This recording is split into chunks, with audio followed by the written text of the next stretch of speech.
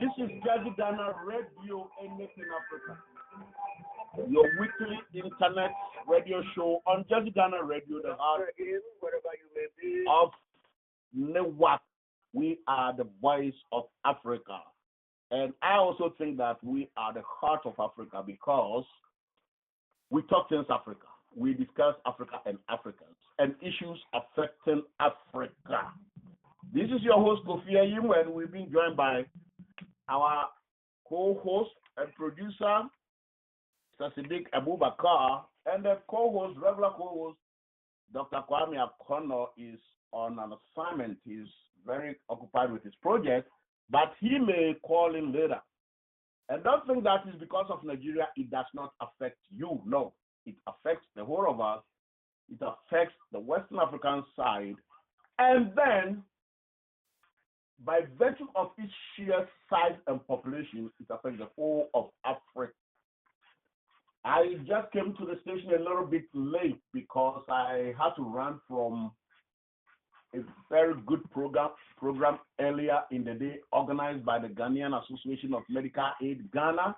I think it's ongoing now at the Kenilworth Hotel in Kenilworth, New Jersey.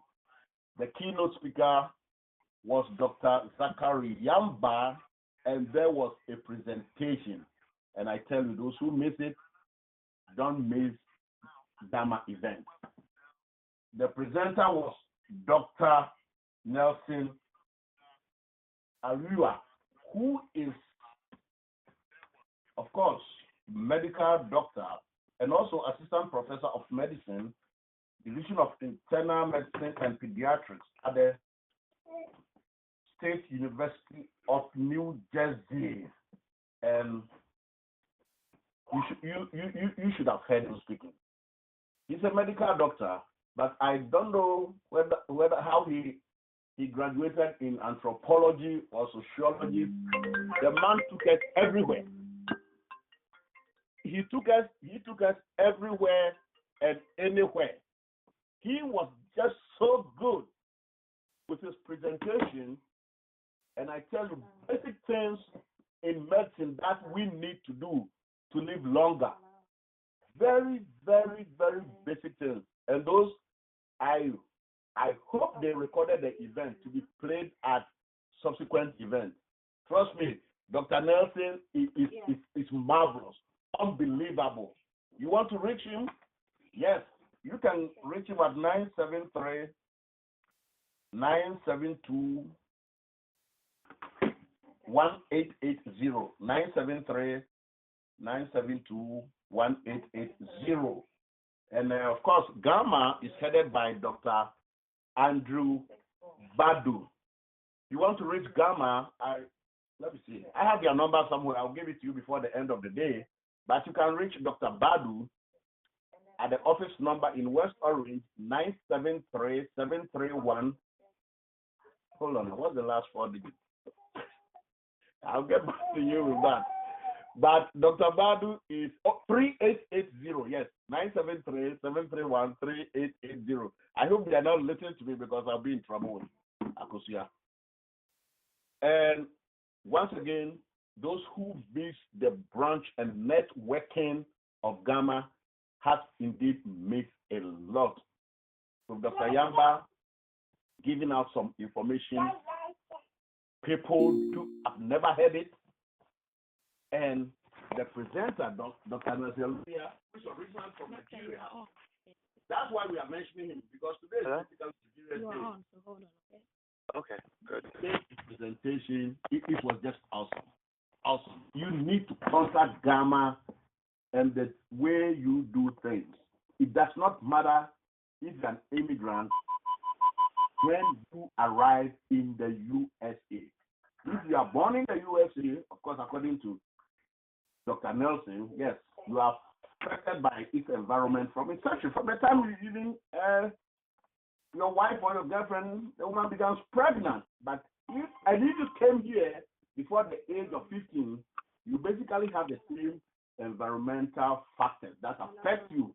Above that, it's different. He touched on almost everything. Almost everything.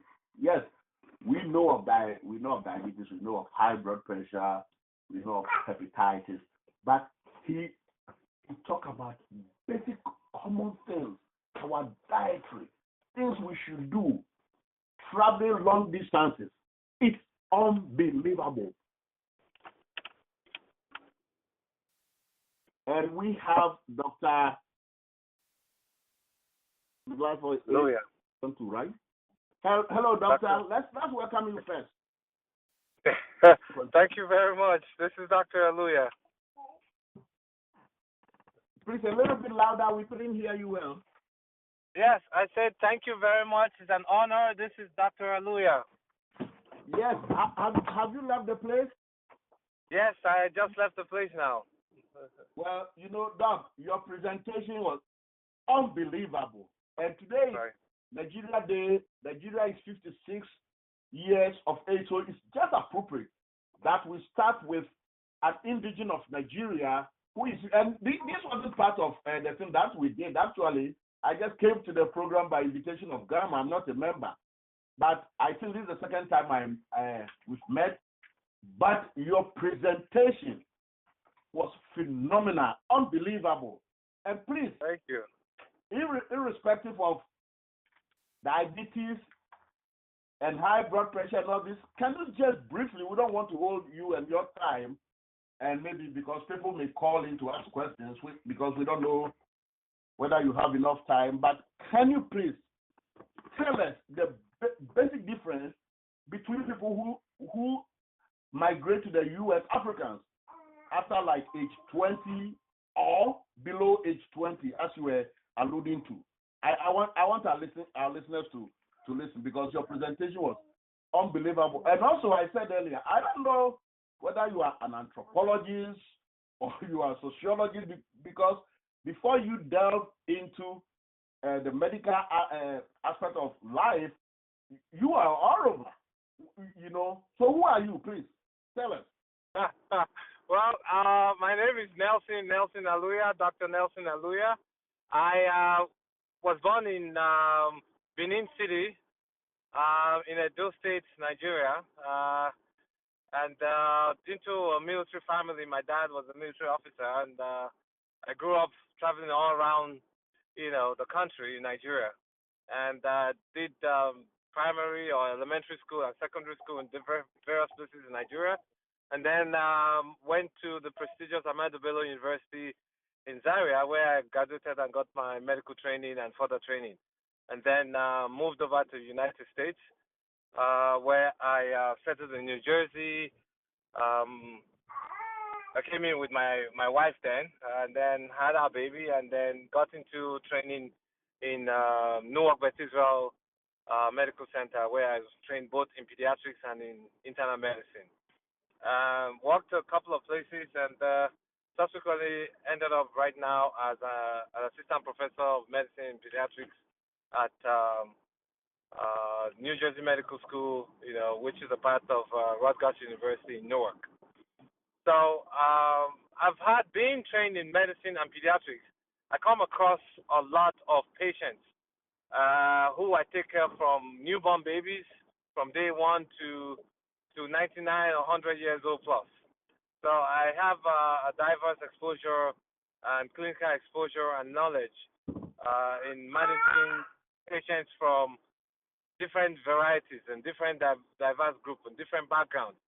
I also do medical missions to Jamaica, and I've done trips to Kenya also to get further exposure in the care of patients, and that's my emphasis and interest.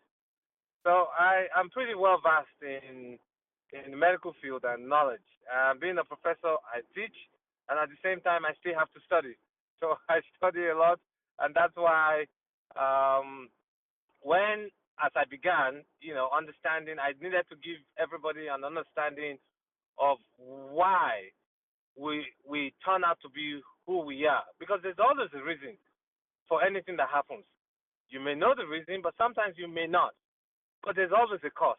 So understanding the cause, understanding the root cause of anything that happens, is the bedrock for any knowledge that you can build on into achieving any goal that you want to get. So when I delved into the anthropological changes that has happened being as black people, for those who came in the first wave, like I said earlier on, those who came in the ship during slavery, to those who came in the second wave, through seeking work, and even down to those who are here now on the fourth wave with the newer generations who have come in. There are changes that happened, and these changes happened that has affected us as individuals, and then collectively as a race. So it's funny to understand that Africans who come directly from Africa are in better health as compared to African Americans who live here and Africans who migrated to Europe first before even coming to the United States. And that's because there are environmental factors that affect things, that alter our health and how we approach our health. And that's the premise of everything. Well, so let's say my children are old. They were born here. Would they have a different environmental impact from me, who is an old man? Right. Yes, they will. Because I'm sure you grew up from home eating kenke, running down the stream and, playing in the dirt and getting exposed to a lot of things, infectious wise. And then, and that alone has primed your immunity and giving you exposure to different infectious and environmental factors that has enhanced your immunity. So you build immunity every time you expose yourself to certain things. Some may be detrimental, some you can handle. And it depends on your genetic makeup. If you handle them well, it serves you well. And next time you get exposed to it, you never get sick. You understand? And that's the premise for vaccines. And that's the reason why here in the United States, they ensure everybody is vaccinated. Because that's where it also comes from. If you're vaccinated, your body recognizes it, takes care of it, and handles it. So you don't get sick away from it anymore. Now, back home, we get what they call natural or exposure in the wild. So if you can build your immunity, fine. But because of other surrounding secondary factors like, poor nutrition or poor hygiene, so those who get exposed may not be able to mount adequate response to come against the diseases that eventually claim life. So for you to have achieved and succeeded to this level, yes, you build immunity all through your life, which is a good thing. So you coming to the United States now, and then having a different lifestyle. I mean, I'm sure back home when you were there, you used to do a lot of walking. You used to get exposed to the sun, which is very protective for a lot of things. Right. For a lot of things, very protective. But here, especially when you're in the Northeast, we don't get sun for a major part of the year because of the weather, the winter that comes in. So, and again, we're constantly driving cars, we're constantly running away from the sun. Those factors in itself, the building factors that you got, that the sun was giving to you, you don't get them here, you lose them. So also the immunity against malaria. Like when you're home, you didn't die from malaria when you were younger. A few people who could not handle it died from it. But you didn't die, so you build immunity against it. But when you come here now, and you've lived there for 10, 20 years, you lose that immunity. So when you go back home, you're almost like somebody who was born here without the immunity. So when you go back home, you have to take malaria prophylaxis. Otherwise, you get the malaria, and it can claim a life.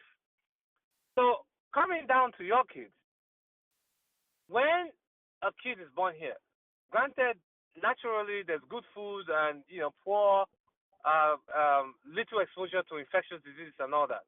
So in itself, they're built up well. However, they do not build the natural immunity that you built over your entire life. But the system set it up in such a way that they get immunized with vaccines. So, and that's why in this country you don't see anybody with polio. Polio has been eradicated here, and in a lot of countries, except three countries. I think Afghanistan, Iraq, and Nigeria. Nigeria did well until 2 years ago. No, this year when we now have another exposure of polio. So you don't see anybody whose leg has been disfigured from polio because those vaccines they do work. You barely see kids with measles or any of those kind of meningitis because they get immunized. However, the drawback is they who are here have not gotten exposed as much as you have. So because of that, their immune system that is triggered by other environmental factors is constantly looking for something to fight.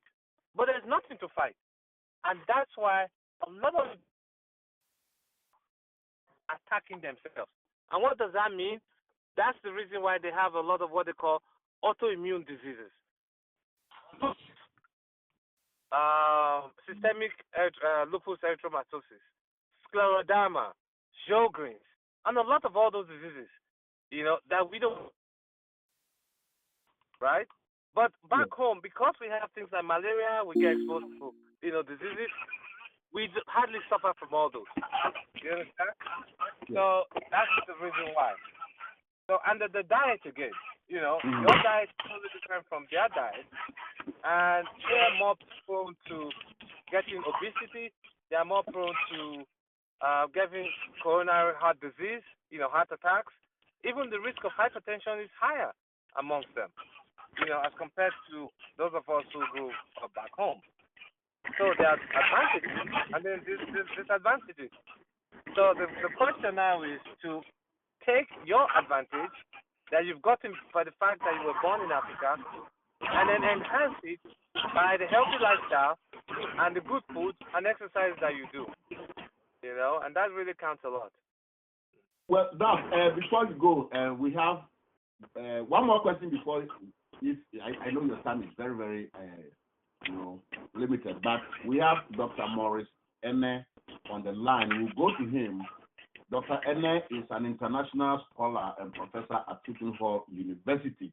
But Dr. Leah, let me ask you one question, because you said in your presentation earlier on today about travels and travel in Africa. Can you advise our listeners on that? Because in fact, when you said that, I was sitting with a friend who told me that his uncle arrived 2 days ago, and he's admitted to the same thing that you were speaking about. So he was like, wow. Can you let our listeners all over the world take that advice, please? Yes. Travel medicine has become pretty big and profound. The reason why is, like I said in my presentation, in the last, compared to the 80s, we have more people here living here in the United States now that never lived. So,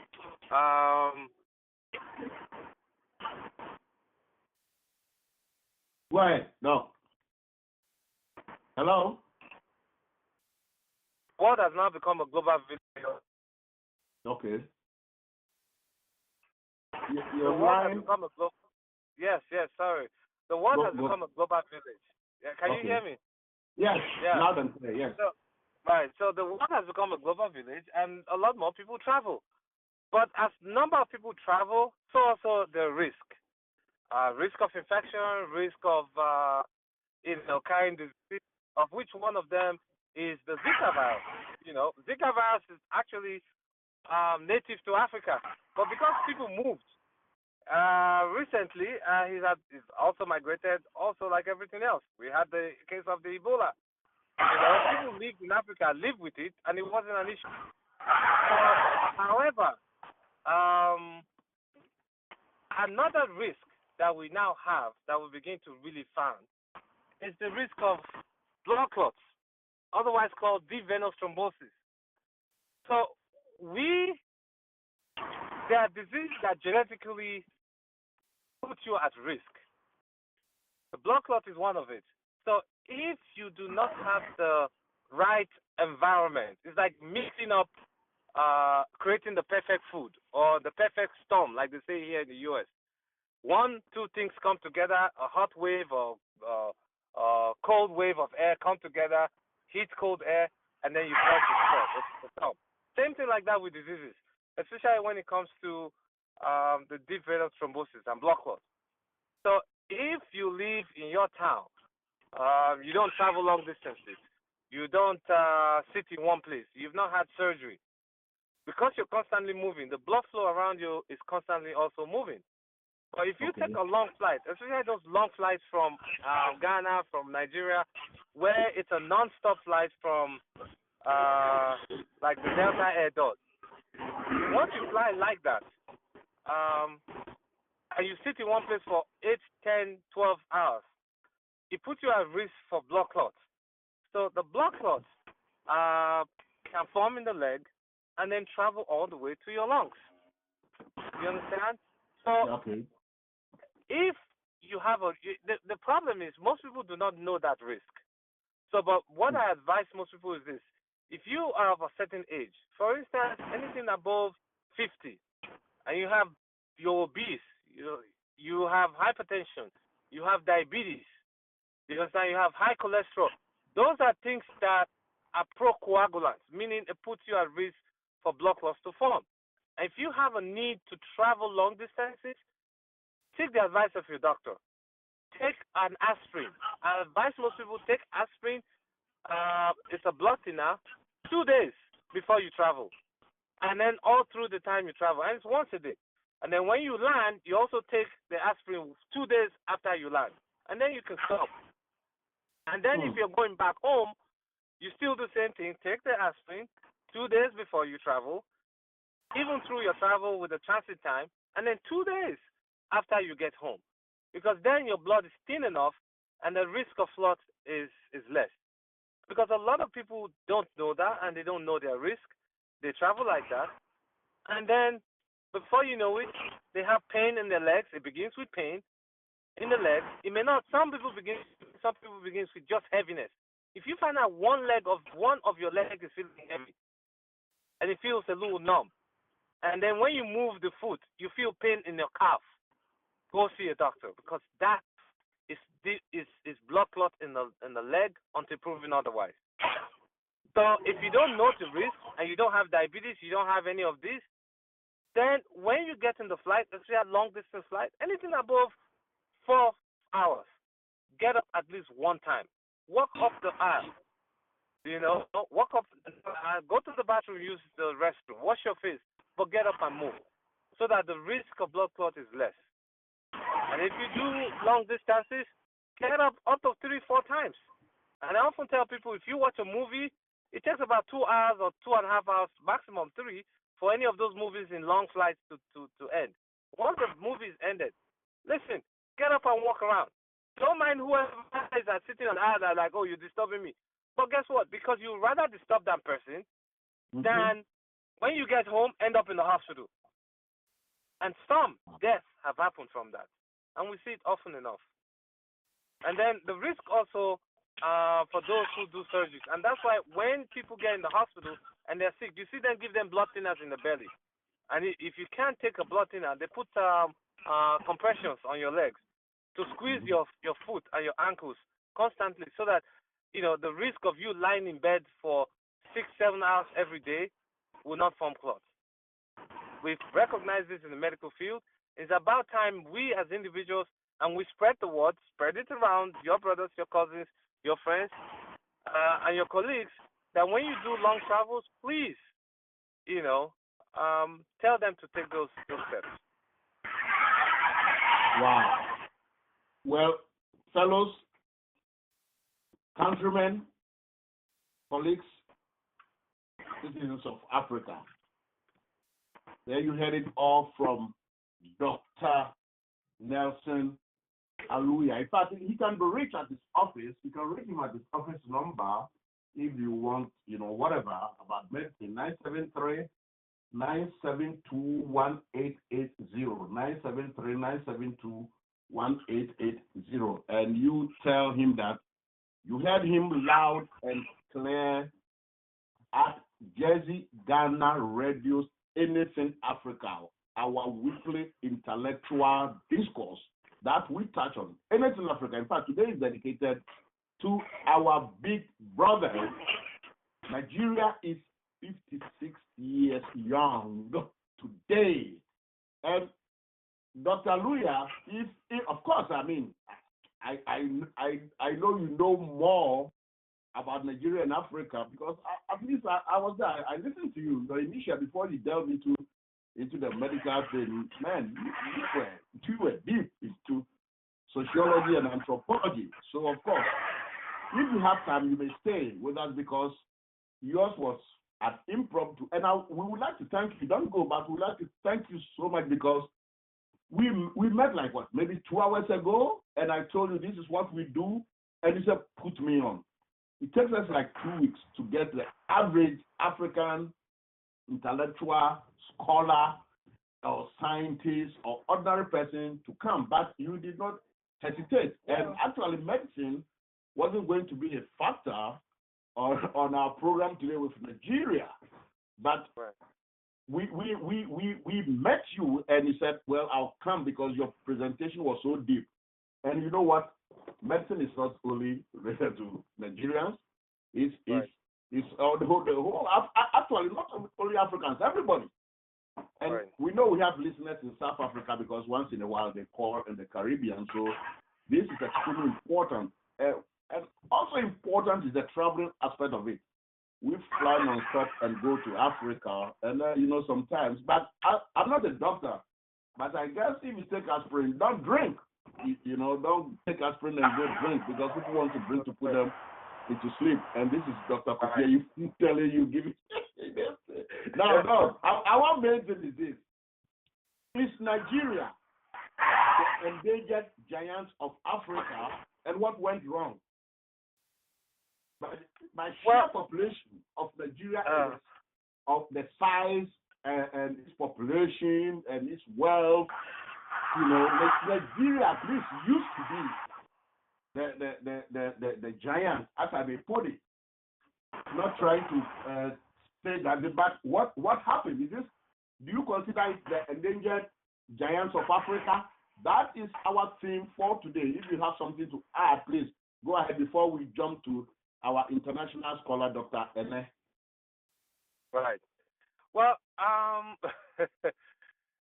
like with everything in life, even a child goes through stages from being helpless and totally dependent on somebody else to a day where you begin to, recognize the environment, sit up, feed itself, crawl, stand, and there are times you will fall. And then even when you begin to crawl and stand and run, there are times you still stagger and fall. So it's 56 years. So what about today? It has to go through its process. And like every nation on earth, they will have to go through its process. The people themselves will have to go through its process. I mean, if you flip back 200-300 years ago, there was a story about the United States. The United States we look today and see today wasn't what it was a couple of years ago, even in the 60s here, even in the 70s. We have stories of segregation and everything else that happened over the years. But the essence is they learn from their mistakes, and we too, as Nigeria, and the biggest economy and the fastest growing population in Africa, we will continue to grow. We're going to make mistakes. We'll have good leaders, we'll have bad leaders. But those are the things that eventually make us to get our experience and develop our consciousness. I mean, there are stories in this country where there were bad leaders. Even in the United States, that are clamored for things that were so evil and wrong. But then they outgrew it and came out of it. And I think Nigeria will do the same. So also with Africa. And then the essence is this. I mean, look at Shimon Peres just died. There's a story about Shimon Peres, what he's done for the state of Israel, and why Israel is what it is today. So it's a common experience. As we have left home to come here, We're coming here to learn and to go back home and give back and impact our home. And that's exactly what happened. If you take the Chinese experience, the Chinese did the same thing. They bring people here, they learn, they go back home, they fix. The Japanese did the same thing. The Koreans did the same thing.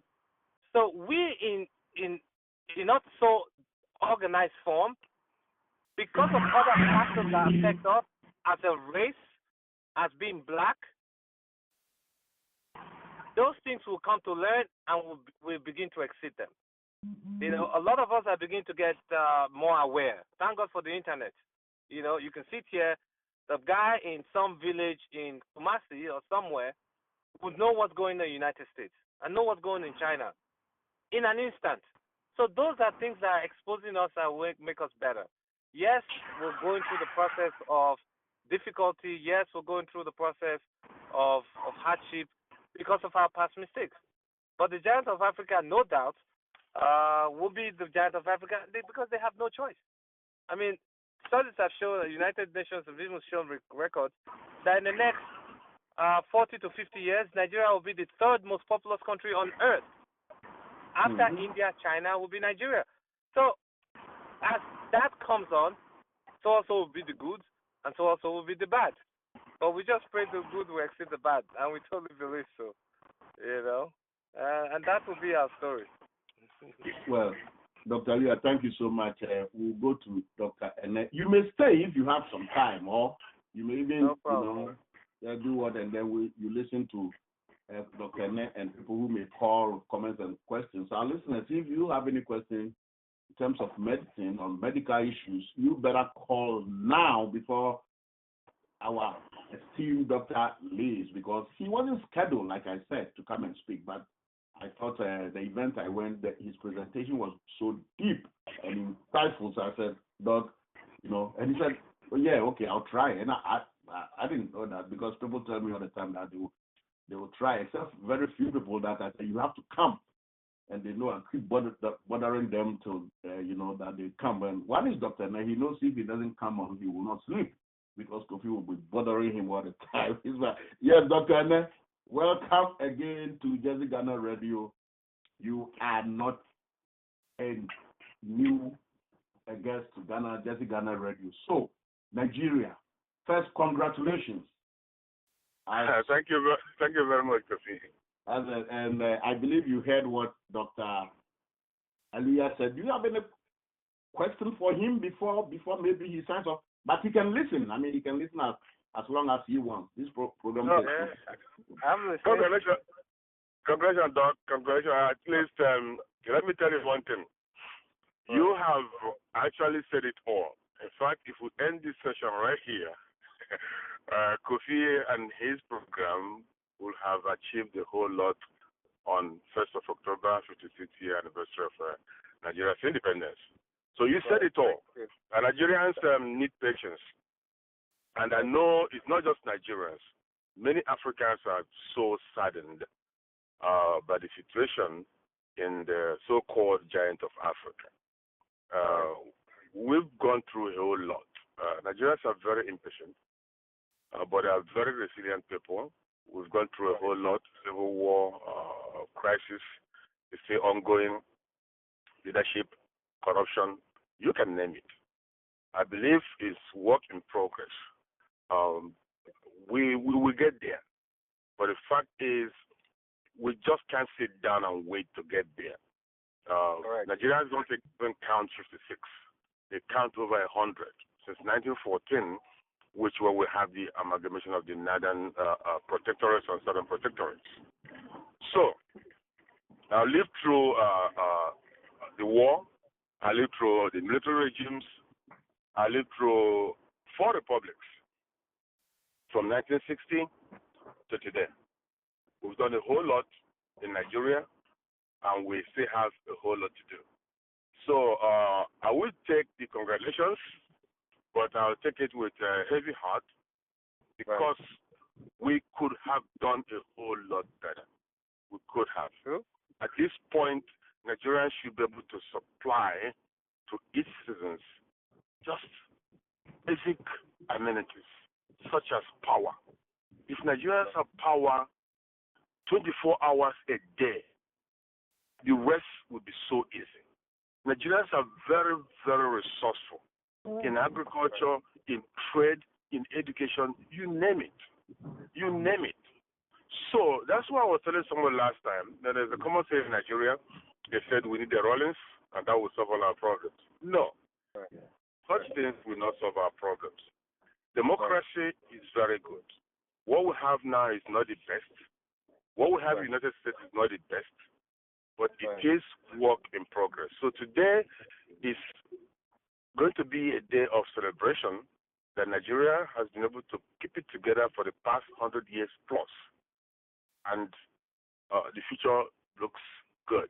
Like you said very well, information is power.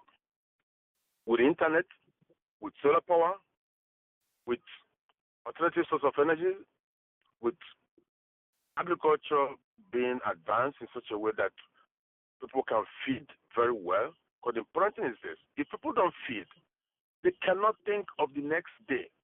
What they think of is the next meal. The last time I was in Nigeria, somebody has to go out to buy stuff for breakfast. In the afternoon, somebody goes to the market to buy something for lunch. And in the evening, the same process is repeated because you cannot store food. There is no power, electric power, to keep the food in the fridge. So such basic things are stuff that Nigerians have to do. At some point, Nigeria can afford to have every person go through high school education without paying for it.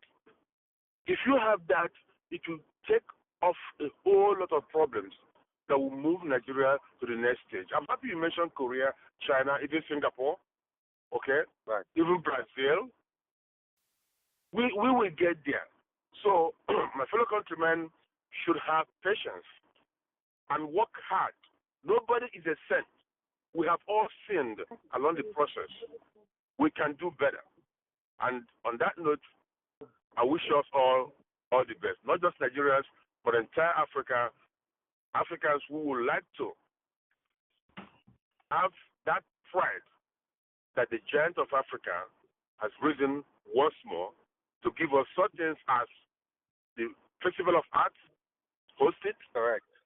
Give us great cities, give us great coverage, be able to sit in the United Nations Security Council and address African problems. Because there is what you call role model. If Nigeria gives us that role model, I'm sure that all other Africans, all ECOWAS countries, will follow suit. Thank you very much. You are listening to Jesse Ghana Radio. Yes, Dr. Nelson, you wanted to say something? Go ahead, please. No, I mean, he basically summarized it all, in all its completion. There's no doubt there's a whole lot to do. There's a whole lot to achieve. We should have done more. We could do more. But I think as at this stage of our existence, there's no excuse for the fact that we're only 56 years old. We could do more. But objective reflection. I mean, if you flip back, comparing us to India and some of all these other countries, they've been a lot more established than we have. And not just that, the consciousness of the global system do not recognize us who are highly pigmented. And I'm using a very political term for those who will understand that. Do not recognize those who are highly pigmented as equals on a playing level of discourse. And what does that mean? As an individual, you who was a professor in New York they will give you regard. They will respect you. But when you put a collection of black people or Africans together as a whole, there's no respect. And that is one of the key factors that's playing into the underdevelopment that we have as a whole in Africa. And extending even to our other brothers in diaspora, those who came earlier before us. So we'll begin to come out of our shells, we'll begin to come out of our cocoons, we'll begin to know things, and knowing the narrative and how we are described. And not just that, learning to tell our story as it is our story, not the story that was written for us. You understand? Because recently they opened up the Museum of African American Heritage in New York.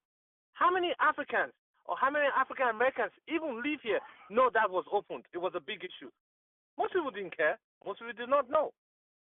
But you see, as people begin to come into this consciousness, things will get better. And there's no doubt we will get there, like you said.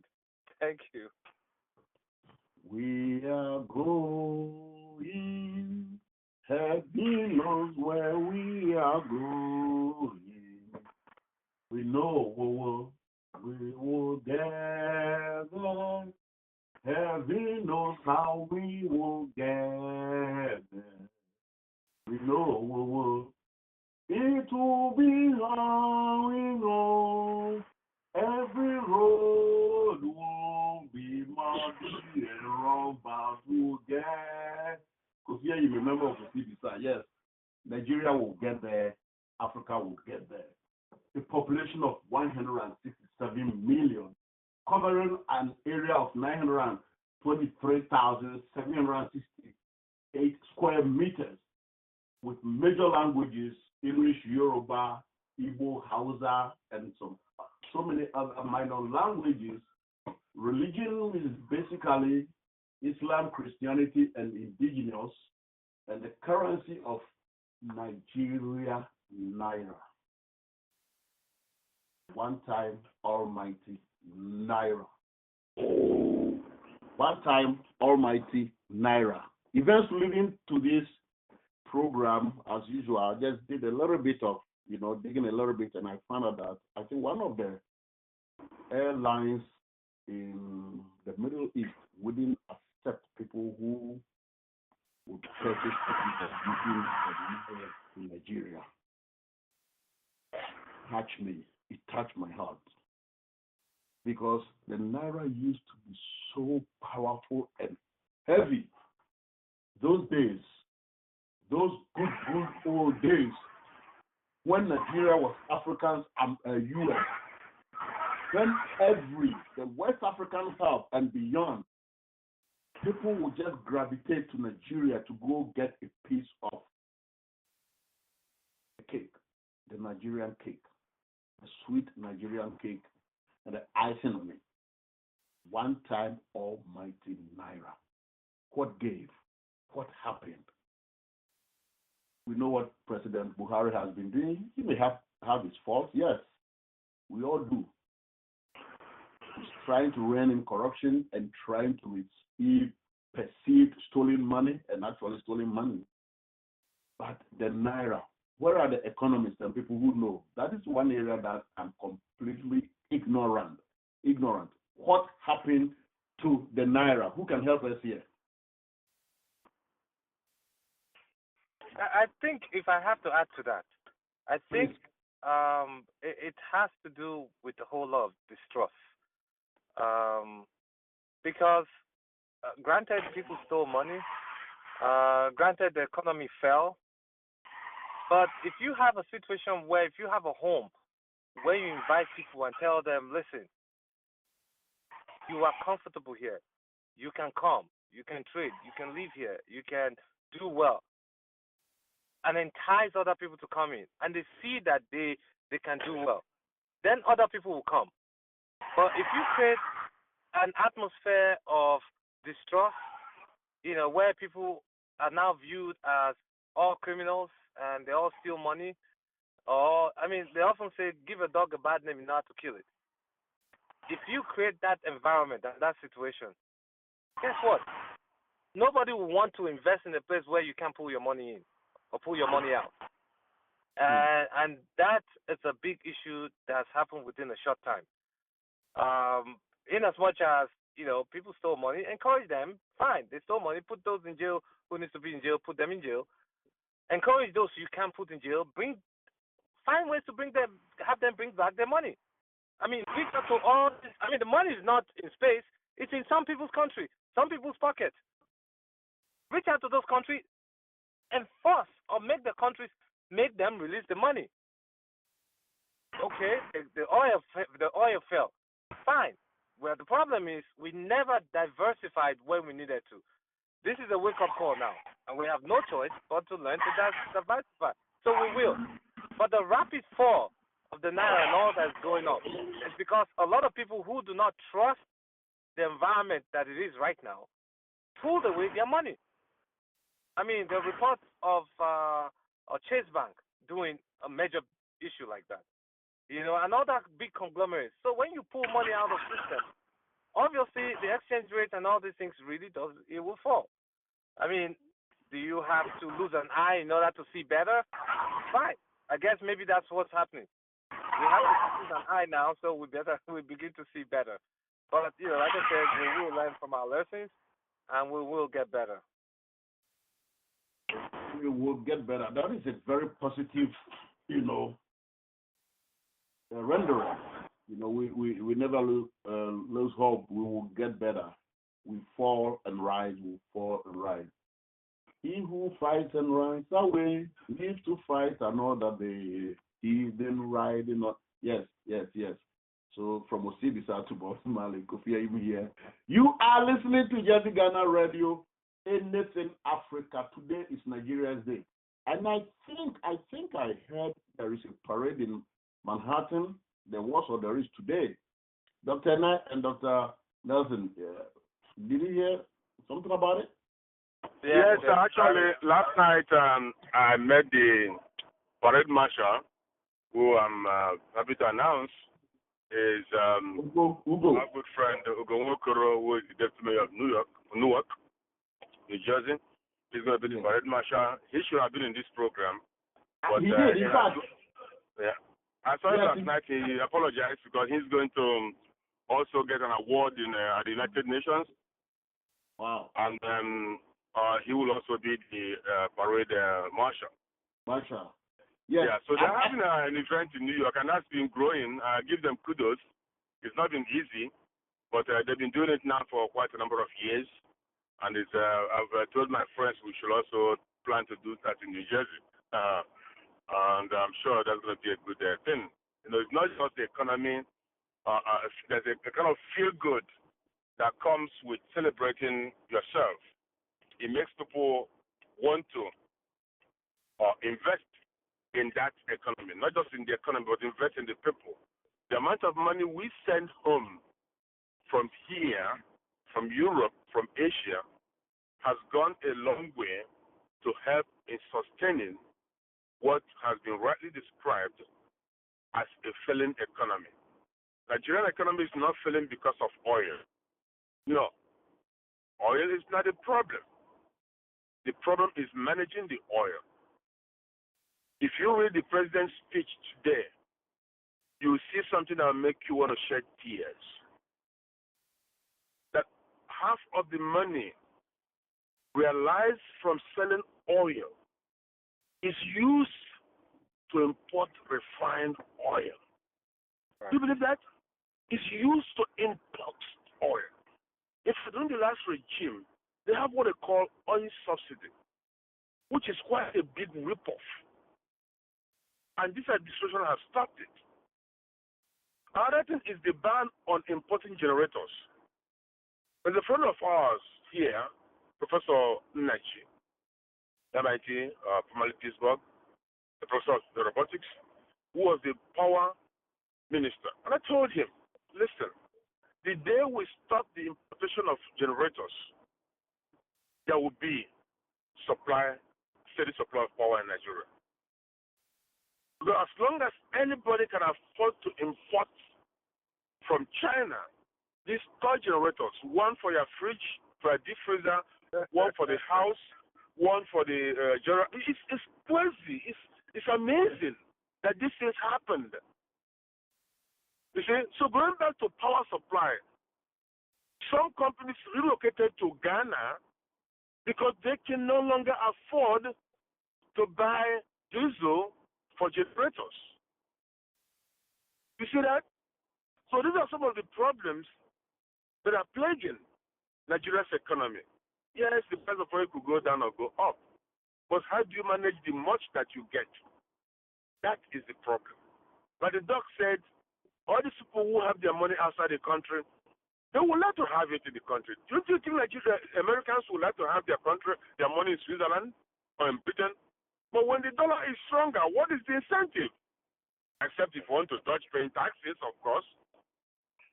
But apart from that, most people would like to keep their money in dollars. And that's why the economy of this country is as strong as it is today. So Nigeria could learn from that. It is not just the stealing. Yes, corruption is a problem. But also to go into something else that you may want to point out maybe later, Nigeria has to be restructured. The way Nigeria is now with religion and regional and zones and everything is not making for development. Any country cannot develop by carrying everybody along.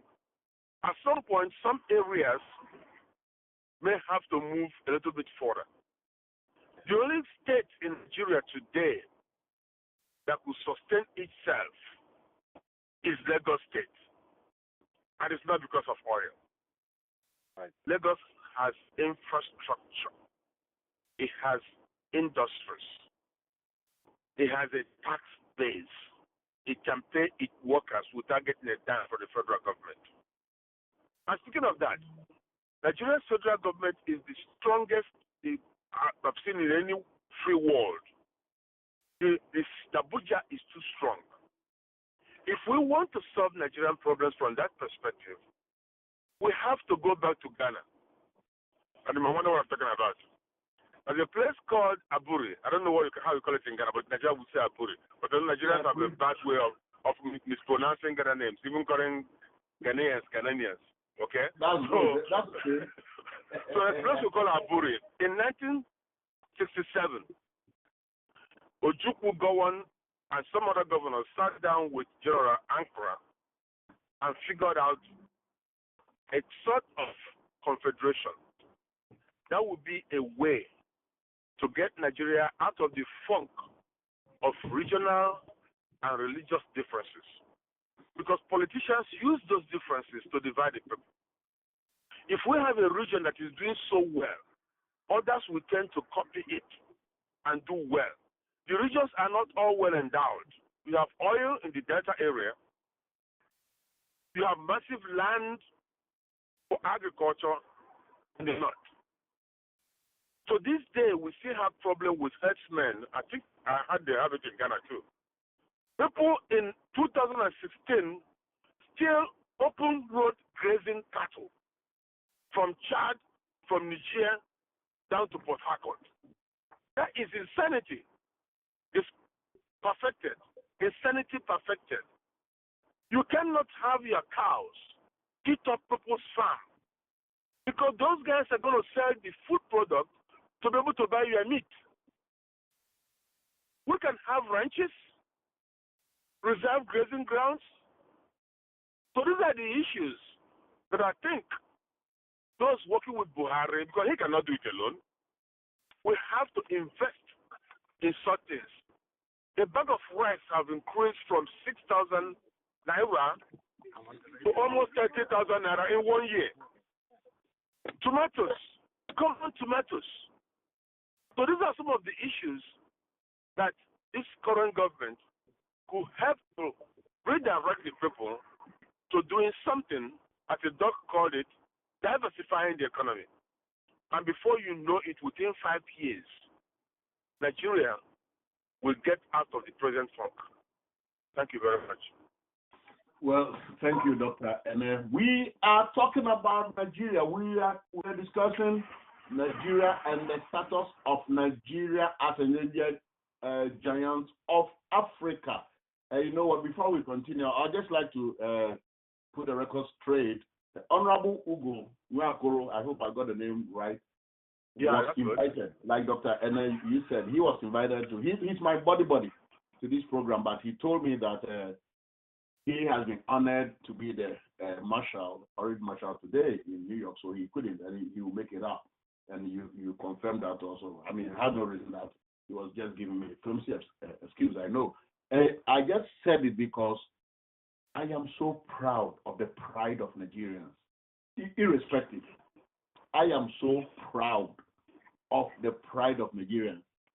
Trust me, as Dr. Nas, you know, of course I'm a Ghanaian, as you know, but it will take a helluva of maybe a crane to pull Ghanaians, especially our professionals, to go and march, not demonstrate, march on their Independence Day in Manhattan. Our doctors, our lawyers, Ghanaians, you think I am lying? You call and tell me. Nigerians are so proud. And I was telling one of my friends that you are going to see very few Nigerians in suits over there today. They will be in their native costume. And that's the pride of Nigerians. They and I'm so proud of them. And whatever happens in Nigeria, does not only necessarily affect the country Nigeria, it has ripple effect on West Africa regional base and beyond by its sheer size. Whatever happens to Nigeria has a profound influence in the countries of West Africa. In 2008, January, oil trader at $100 a barrel. 2008 January. And we know what has been happening. Dr. Ness said it. He said the problem is not the oil itself, but the management or the mismanagement of it. And you think it's unique to Nigeria? Go to Ghana, go to Gabon, and you see. So the problem of mismanagement is is systemic throughout the region. How are we able to utilize our natural resources to the benefit of the people without individuals pocketing or ripping, people ripping off the people and putting money in external banks and investment? Do we have a way to stem it? Do we have a way to minimize it? We're not going to eliminate corruption outright. I don't believe that. Outright elimination, maybe in utopian time. But there is a way to minimize it a lot. If our leaders have the temperament, if our leaders first, the fish is not from the head. The leader must be clean enough to be able to call the court very well and say, no, you are not going to rip the system off. You are not going to rip the resources of the nation off. You are going to account for everything that you did. Let me run this thing in now. Earlier this week, there is a powerful medicine man, which we call, Europeans call it fetish, or juju man in Ghana. It's called Kweku Bonsam. He said something, it's not funny though. He said, for any government in Ghana to stem up corruption, what the government should do is, once you come to power, you gather all your ministers and let them swear fetish against corruption. And he was so sure that once they swear that oath of fetish against corruption, that if you steal money, your wife is going to die, your husband is going to die, your child and all this and all that, they will be scared to help to steal the money. And I said, this is a very good proposition. And he was saying, they're not afraid, they're not scared about the Quran and the Bible, because they've been swearing on it all the time when they take oath of office, and they do the same thing. So bring them, let them swear. And I said, well, that is a very good thing, but maybe whoever is elected, the president might have to be running all the ministries himself or herself, because I don't think you will get a minister who will go back before a fetish and said, if I steal money, make this God punish my child or my wife or my mother or my father. So I think it's a problem of mismanagement. The wealth of the nation. And Dr. Ane, I agree with you totally. Let's go quickly into contributions of the diaspora Nigerians. Dr. Ane just mentioned about the money that is sent home, remittances. I think it's all over, and maybe even basically any developing nation. At one time, the remittance from government sources Ghanaians do was, I think, only second to cocoa at one time during President Kufuor's time. I don't know about now, which means a lot. And even that, they gave the figures based on official transfers or remittances only. They could not factor into account the money that we give to our friends and family. Oh, can you take this to my uncle, my wife, my husband, my brother, which cannot be traced through official sources like the bank. And that is also a huge amount, I can imagine. So if they had been able to factor that in, trust me, I believe that the remittances could have even gone higher in terms of money for the government. But there is a problem, at least in Ghana. Ghanaians in diaspora are not easily and readily embraced. Government give lip services and they even open diasporan affairs and all that. They get roadblocks. It's unbelievable. And I think Dr. Nelson, you said it. One of the guest speakers who has established an organization that sends stuff from medical supplies to clothes to books and all this free of charge to Ghana. I believe you heard what he said. Roadblocks in clearing the goods at the ports. I want to know, because we are talking about Nigeria, do Nigerians in the diaspora, or rather, are they receptive by the government home in terms of their participation? Because countries like India, Malaysia, Singapore have been able to shape their destiny to some extent by the involvement of their diaspora. What is the stand of Nigeria on that in terms of the Nigerian diaspora? Are they embraced? Yes, Sophia, I would say yes, they're embraced. But okay. So as in everything, more should be done. Let me tell you this. Most states in Nigeria now have a special advisor, if not a commissioner, on diaspora affairs. The problem is those people there do not always reach out to us. But let me tell you the impact of Nigerians in diaspora. Apart from the money we remit to Nigeria, which is quite substantial, and we are just counting just those that went through Western Union and all these money transfers. The ones that people take home when they go, the ones they give people, the ones they remit, having somebody here change it for them and keep the naira in Nigeria is not even counted. So we have a big impact. Another impact that nobody looks at. Look at the African markets.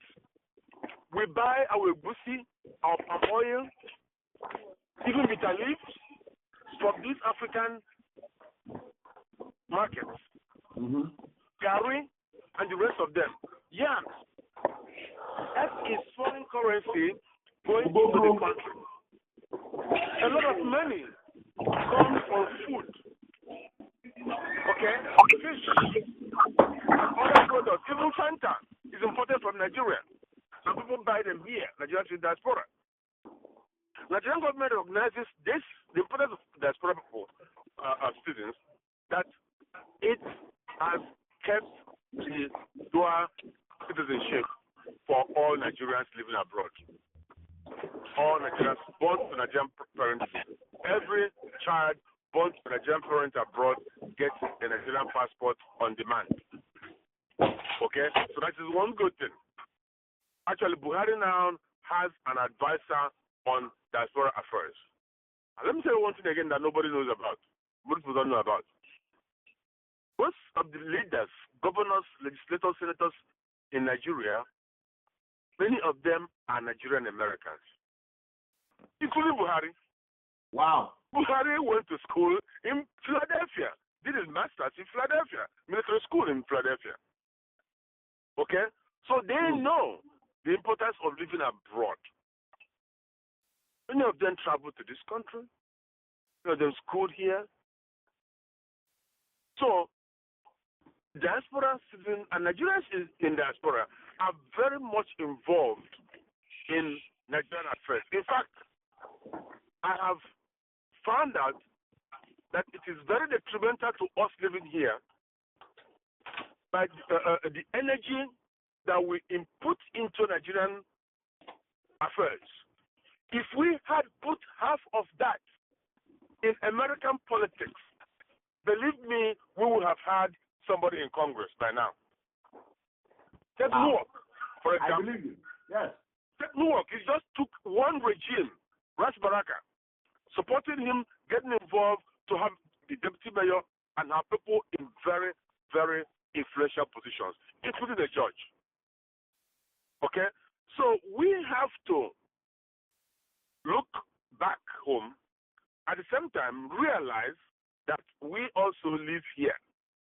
It doesn't matter what Donald Trump says. We also live here and we have a stake here. And when we have that stake, we could impact Africa more, not just Nigeria. The Jewish people in America are extremely powerful, and that's why U.S. supports Israel, not because it likes Israel, but because there are Jews here who have made it a point of duty to make Israel their forte. But in doing that, they also have a stake in the American system. Yes. So that is one place we have to go. If we have somebody now, if we want somebody now to talk to Obama directly, who do we go to? That's the problem. Many other people have such contacts, and that's going to help us a whole lot in telling our leaders, listen, if you don't do the right thing, we are going to hold you responsible. Yes. People do not stop stealing because stealing is bad. No. There are probably more criminals in New York than in the whole of Nigeria. In fact, there are more murders in New York or in Chicago a year than the entire Nigeria. Wow. Even with Boko Haram and the Avengers. Yes. Look at the statistics. The reason why people do not steal that much is because the possibility of getting you accounted for, taking you to court, jailing you, is very, very high.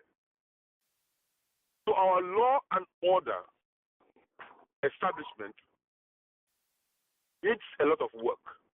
Just yesterday, the National Judiciary Commission had to fire the Chief Justice of a state because of corruption. Yes, I read about it. Yes. Good. That is progress. If somebody else becomes the new Chief Judge, he will have to bite his tongue before he accepts that bribe again. So, going back to what we said at the beginning, it is work in progress. But we have to keep up, moving up. You talked about the almighty Naira. We didn't have to come this far. Half a Naira was getting you $1. Today it's 480. That's a sin. So the diaspora is not just about remitting money. It is also about getting influence in Britain, in Germany, in Poland, in Russia. There are 4 Nigerians in the British House of Parliament today. In fact, the guy who was going to be the leader of the Labour Party, Chuka Umunna, called the Obama of Europe, He's a Nigerian. His father is a Nigerian. Just like we have Boateng. Yes. In the 80s. Yes. Boateng. Yes.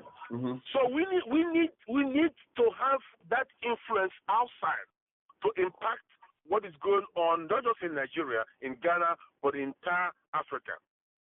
Of course, Liberia, we've seen how far it goes. U.S. kind of covers it like its own. So the diaspora citizens have a role to play in the development of Africa. They said a person that is well traveled is wiser than the gray-haired man who has never left the village. And it's true. But now, like Doc said, with the internet, that gray-haired man will know as much as the guy who is in Washington, D.C., and that is progress. Thank you.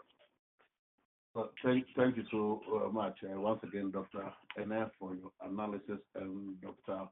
Nelson. The lines are open now, 973-409-6422 for your comments and questions. We have Dr. Maurice Ene, who is an international scholar at Seton Hall University in South Orange Avenue. He's also an author.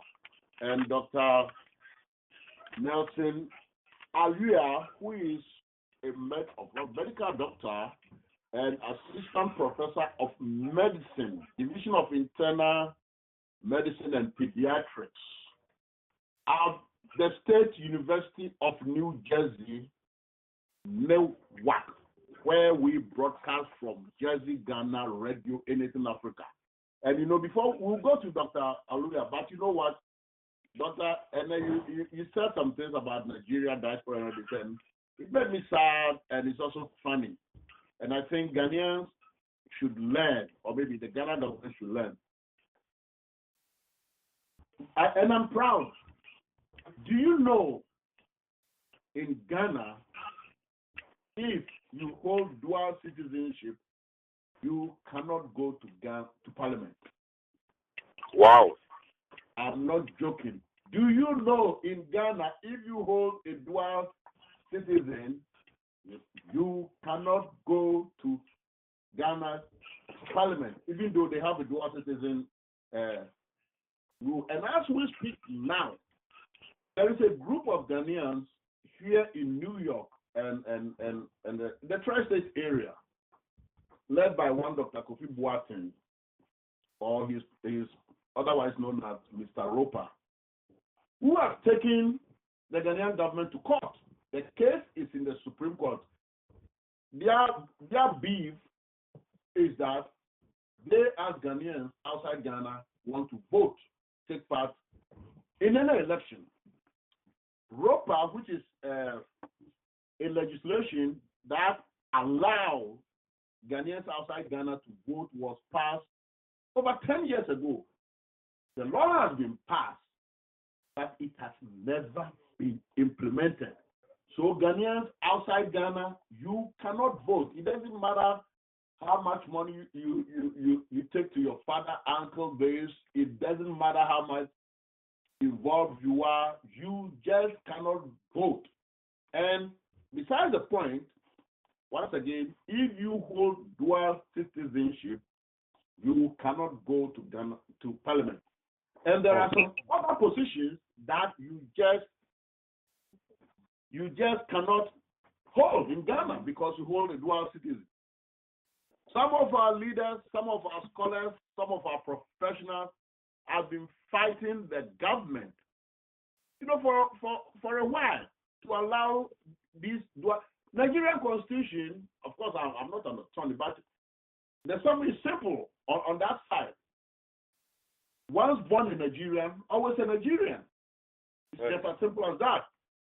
But when it comes to Ghana, we have a long way to go. And we have to learn from our cousins, Nigerians. You cannot. And is it not a shame even for people to know? No government, not from President Kufuor's time, the law was passed. And that was about it. And now a group of Ghanaians said, no, we are not going to allow that. We will take them to court. And of course, obviously, they cannot, because I don't think that the case is in a state that a rule can be taken upon it now. So Ghanaians outside Ghana cannot vote in this impending election. And we don't know how the Supreme Court will rule. So that is Ghana there for you, Dr. Nelson and Dr. Ene. We have a problem.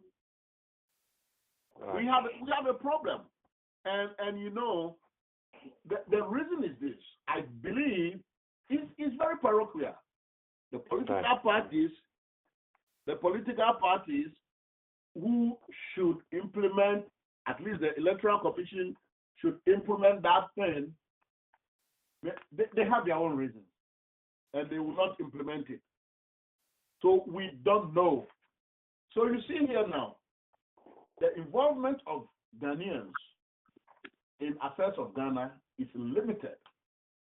Like you said, look at where President Buhari is. It's not. You just can't. You can't even go to Parliament. How else are you going to be president of Ghana if you go out? You have to renounce. In fact, a personal friend of mine who was a professor at LaGuardia Community College is in Ghana now. He had to renounce his American citizenship in the American embassy in Ghana before he could enter Parliament. And you know what happened? His own party revealed his secret, if it's a secret, because they were contesting in the primary, and his own party opponent in the primary found out that he had a dual citizen, American citizenship also as well. And he brought it up. And he had no choice but to go to the American embassy to renounce it. So we have a long way to go. We have a long way to go. Now, let's go to the tormentors, if I may call them that. Boko Haram. And Dr. you know, well, I won't mention it. You know, you and I will fall into a lawmaker's office about Boko Haram and all this. But maybe if you are Dr. Let's go to Dr. Nelson actually.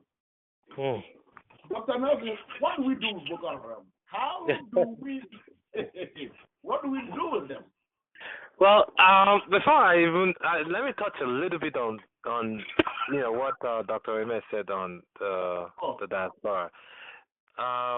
On our end, in fact, there's a portion of the Bible that says, the kingdom of God suffereth violent, and violent men that shall take it by force.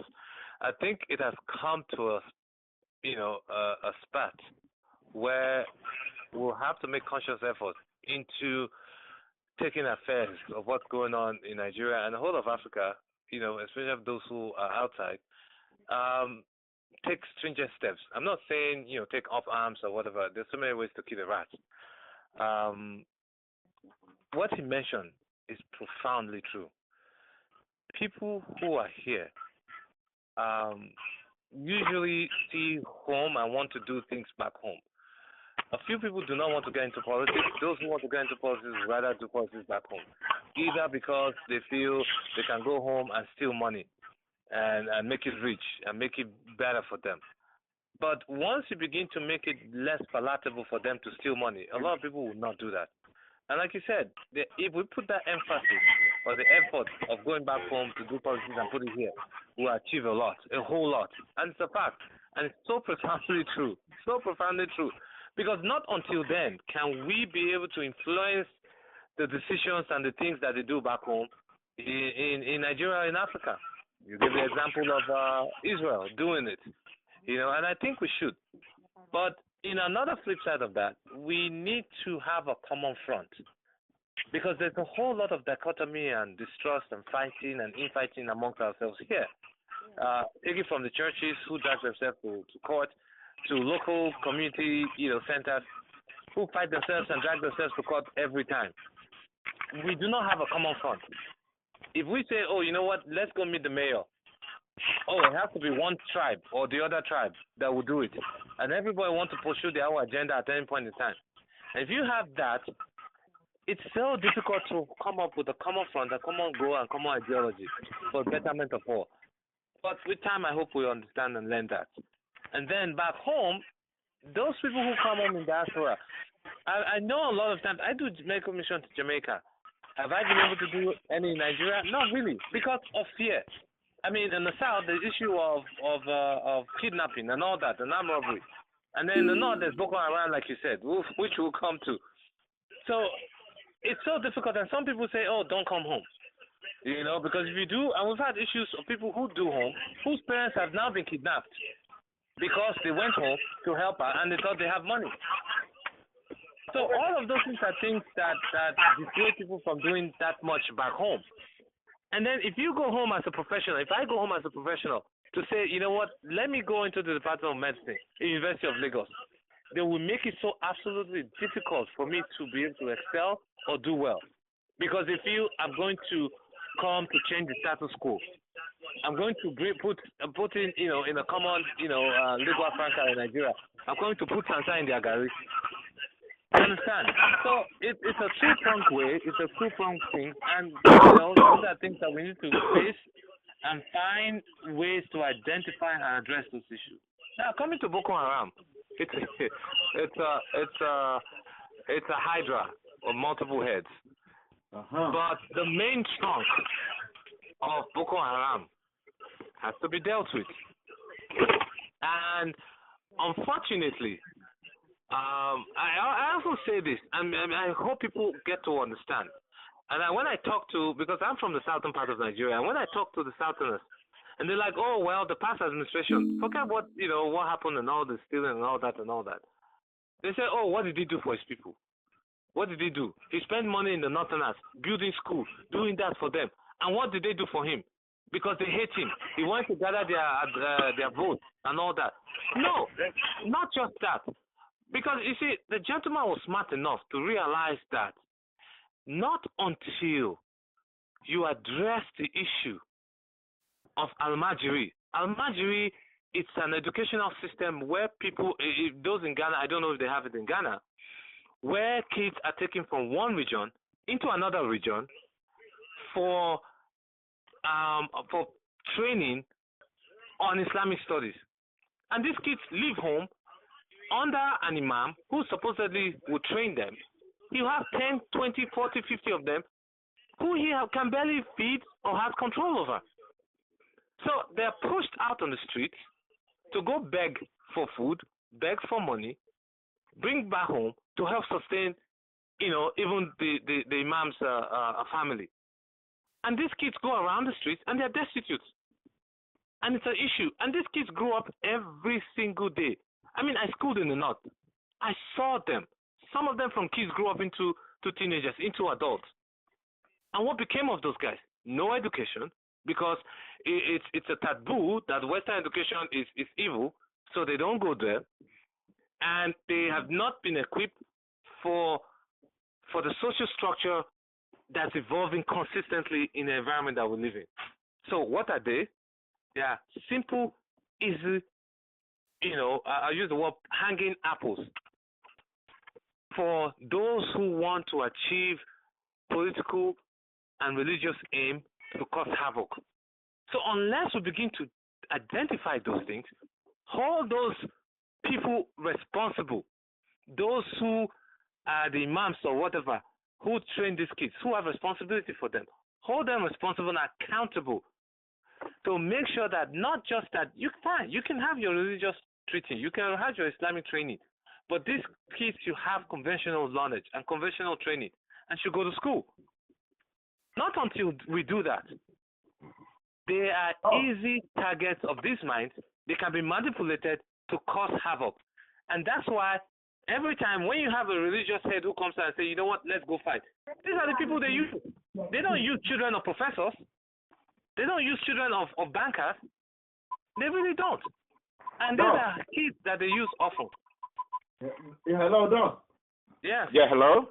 Let I can hear you. Let me pause you. Let me pause you here and quickly introduce two people into the program. And Dr. Andrew Badu, your buddy, who invited you to their function today, and then we have Dr. George Gompu, who is originally from Liberia, and he was a former deputy finance minister in Liberia from 2008 to 2011, and is currently a professor of economics at Ramapo College of New Jersey.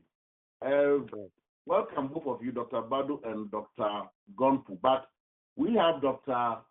Nelson on who had the mic, so we'll let you finish. But hang in tight, please don't go. We will just come to you, Dr. Badu and Dr. Gonpu. So, Dr. Nelson, please go ahead. Yeah, so go ahead. Those are some of the issues. Like I said, it's a hydra, multiple heads, but there's a whole root trunk. And this whole system began as the Catholics did, where they built schools and everything else. It's a system called midrasis, and it extends all the way from Saudi Arabia, where they sent out people who were trained as imams or scholars, trained them in religious studies in Saudi Arabia, send them out to different parts of the world to help, enlighten people on Islamic notions and Islamic studies. It was a great idea. It was sustained. But after a while, the money was cut off. So they had to sustain themselves. And that's exactly what has happened in our communities, especially in the north. So when you talk about Boko Haram, that needs to be addressed first. And because those kids, when you go send them to school, so they are exceptionally smart kids with them there. You can have engineers, doctors, lawyers, and if those who don't go to university, let them learn trade.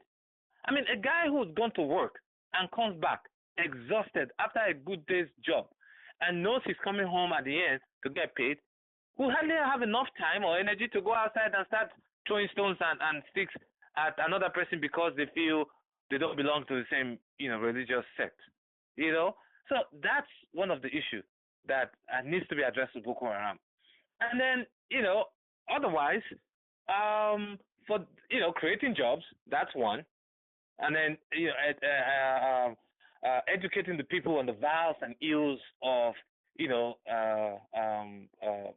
Boko Haram activities. But then creating awareness and educating them. You only educate somebody who has a mind open enough to receive it. Otherwise, it's hard. And when somebody who feels there's nothing for him to live for, he's looked around him. He's grown all his life, from childhood to age 21. Nobody's ever shown him love. Nobody's ever shown him care. He has no hope of or idea of where his life is going. And he sees around. With the internet now, he sees what's happening in other places. He sees even the imam's son who went to college and went to university and is going abroad. There's an innate ache and pain and despondent that will need to be challenged in one way or the other. I mean, young kids or young men have a lot of energy, and you need to let them channel this energy to places. America has done it, and that's why you have great minds like who eventually became Michael Jackson and Usher, and then those who turn out to be Mark Zuckerberg and all these people. They channel their minds and energy into good things because you create those channels for them to do that. And I think by the time we begin to do that, we'll see a huge difference. And then the Boko Haram, issue will wither down. Well, thank you so much, Dr. Nelson. And you know what? We don't do this, but what we're going to just do now, because Dr. Gompu is on the line, and Dr. Badu has signaled he needs to leave. Yes, he'll soon leave. But Dr. Badu, we have Dr. Nelson that you invited him to your event. We are not going to talk about you didn't call him for Nigeria and all this, but one simple question: what is the next event for GAMA? GAMA stands for Ghanaian Association of Medical Aid, and what they do is they go into the communities. Yes, they go into the communities and organize these seminars, functions, and symposium for the African community. So when is your next community? And then that's all. You can hang up. You just tell us, because your event today was so good that we think people should know, and then patronize. When is your next event? And that's it. Yes. Mr. Ayim, thank you very much for the opportunity to come onto your radio show. Our event today was a success, and we had the pleasure of having Dr. Aliyah Nelson on our guest speakers. Our next event is going to be at the Presbyterian Church of Ghana in Orange. We're doing a health symposium for the men's group, and that's what we're going to be at. This is supposed to be in November. The exact date I don't have at hand at this moment, but I could get it to you at a later date. And it's open to the public, not just to the church members. Open to everybody who's willing to come and listen. Okay, thank you very much. And with that, we'll go to Dr. Gompo, but we have Dr. Oji also on there. So we'll just go to Dr. Badu. Thanks so much. If you want to stay and listen, fine. Otherwise, you are at liberty. You are done. You had a successful event today. We do that for the community and non-profit organizations that want to serve the African community, and Gamma is one of them. Dr. Gompo, sorry for holding you on, letting you hold on for a while. We'll do with you and then go to Dr. Efem. Dr. Gompo is a former Deputy Finance Minister from Liberia and is currently a professor at Ramapo College in New York. Today is Nigeria's birthday, Independence Day, 56th anniversary, and our theme is this: Nigeria, endangered giants of Africa. What went wrong? Did you think something went wrong? You look at the Naira, you look at development in Nigeria and the surrounding areas of West Africa. Do you think Nigeria still holds its status as the giants of Africa? Thank you so much, Kofi, for letting me come up on your show. First, let me congratulate my Nigerian brothers and sisters on their 55th independence. And I think that this day is significant in that it is a good time to reflect on where the nation has been and where it is heading. And I think your topic is also timely. Clearly, when you look at the amount of natural resources that Nigeria has, the position of Nigeria as one of the major exporter of petroleum in the world, a product that global industries depend on. When you look at the population size of Nigeria, and when you look at the role that Nigeria has played in international affairs, especially in ECOWAS, when it comes to building peace in the region, Nigeria plays a significant role in bringing the war in Liberia and Sierra Leone to an end. So I would accept the fact that Nigeria is still a giant, although it has more to do to fully realize its potential. But those fundamentals point to the fact that the country is a giant in Africa, and it could be a major giant globally. With respect to the Naira, I think the changes that people have experienced in terms of the depreciation in Naira can be explained in terms of changes in the country's monetary policy, because the value of the currency is a function of so many variables, particularly what is referred to as the trade position. So when the country runs a trade deficit where you are importing more than you are exporting in terms of value, it means that you would end up owing more money to the rest of the world than they're giving you.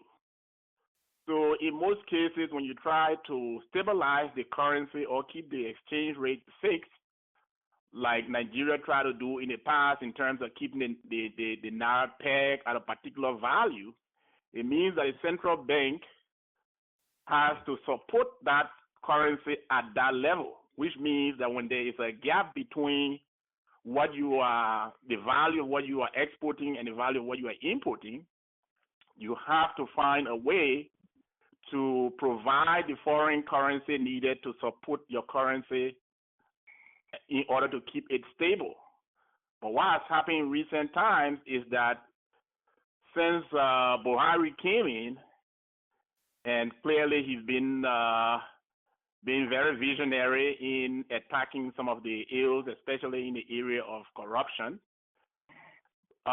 Since he came in, so many policies have been under review, and I think monetary policy has been one of them. And it appears like the country has decided to let the currency float, which means that the central bank is taking a position now of saying, well, if there is a gap, we are not going to be putting forward more and more of our foreign exchange in order to support that gap. Because especially what's happened to the price of oil, with decline in the price of oil, if the central bank should continue to try to support the Naira and keep the Naira stable at previous level, what will happen is that eventually, in a very short space of time, the central bank will run out of international currency, which is the dollar. And when that happens, that can lead to a collapse of the economy. So I think the decline in the Naira is a monetary policy strategy that the central bank and the government as a whole will be pursuing in order to help rebalance the Nigerian economy. Well, thank you, Dr. Goku, who is a professor at Ramapo College, economics professor for that matter. You are listening to Jazzy Ghana Radio, Anything Africa, our weekly intellectual discourse with our theme today, Nigeria, 56 years. Is Nigeria still the giant of Africa? Dr. FM, welcome to your own Jazzy Ghana Radio, Anything Africa. Thank you, Kofi. Kofi, how are you doing? I'm fine. You? I just asked because I know you're doing great. I'm doing good. I'm doing great. Thank you so much for giving me this opportunity to talk again. I know that I've been on this radio program. Don't know if it was at the beginning, but I know when Dr. Akono invited me and I met you. Yes. It has been very good, and I'm happy it's going on stronger every time. Let me take this opportunity, like the earlier speakers have done, to congratulate my country, Nigeria, on its 56th independence anniversary. It's a great thing. Nigeria has achieved a lot, and a lot needs to be accomplished. And particularly, I'm very impressed by the performances of your guests today, Dr. Aliyah and Dr. Ene. If you remember, the first time I met you, Kofi, we were talking about African intellectuals to be, invited to this program, and I told you I've been reading a lot of things about a certain Nigerian Dr. Ene, M-O-N-E. That if that guy can be reached, he might be a very good material to support this program. And you told me you know him, that he's your party guy, that he's already part of the program. So I am very, very happy today to listen to Dr. Ene for the first time. I've read a lot about his, intellectual inputs in, different social, environments and situations, his articles, his publications, and Dr. Ene, I'm really happy to be listening to you today, and it's a pleasure to listen to you. Thank you. And Dr. Aliyu has, I think, all the expertise like to explain, so it's also a pleasure to listen to him. My pleasure. Thank you. This program has done a lot to encourage me, even in my writing, in my research, in my teaching here in New York. And I will congratulate you, Kofi, one more time, you and Professor Akono, who is not there today. Thank you. Talking about problems of Nigeria. Nigeria has problems like many other nations, and your speakers have said it all. In fact, even if this program ends without anybody calling in to ask questions, Dr. Now, we do have, I think, a call out after you finish 7964, but you finish yours. Okay. So they have posed the questions and they have also answered a lot of the questions. So it was good.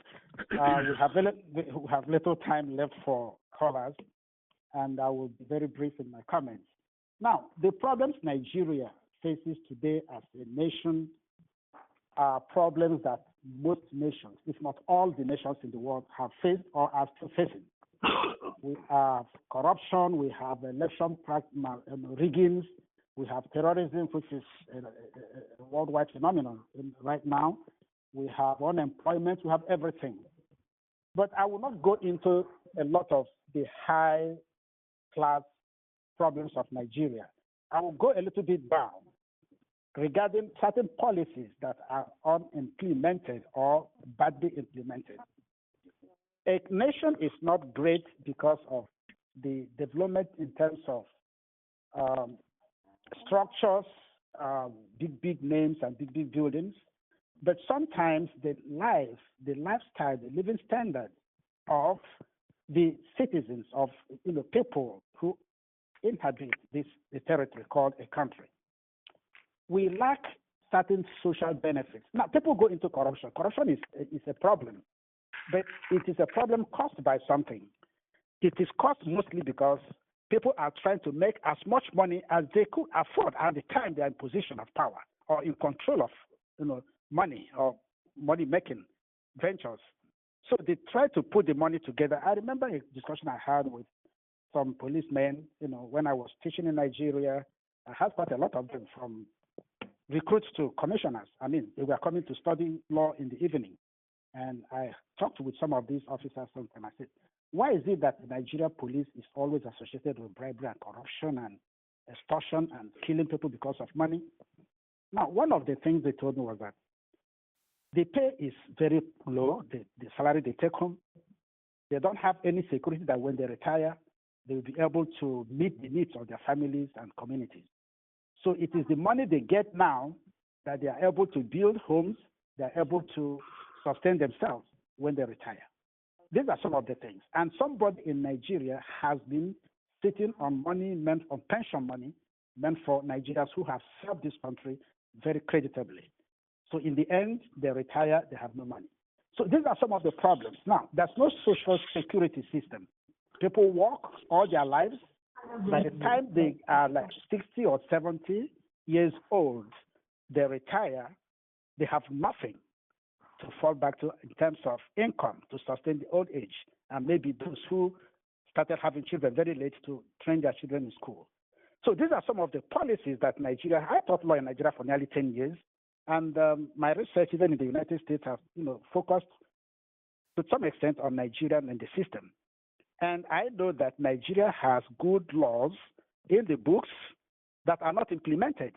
There are also areas where good initiatives have not been put forward in terms of policy to help people who work. What stops Nigeria and other African countries from having a social welfare system that people contribute money into when they are working? And this money is invested and lent and reinvested so that by the time, here we know it in the United States, you work for 20 years, 15 years, 25 years, you retire, you get 3,000, 4,000, 5,000 every month as benefits. Having retired, you have insurance, health insurance, you have so many other things. These are some of the things that if they are developed, if they are implemented, if laws and policies are put in place and properly implemented, people would think less of amassing wealth when they're actively working and look forward to retirement and enjoy themselves. Not that it's going to solve all the problems, because by nature we are very aggressive, we want to make money.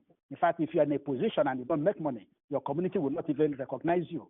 So it is in our nature to do it, but at least to some extent it will reduce the crave to, for people to make all the money meant for development to affect, to impact the lives of rural people, of poor people.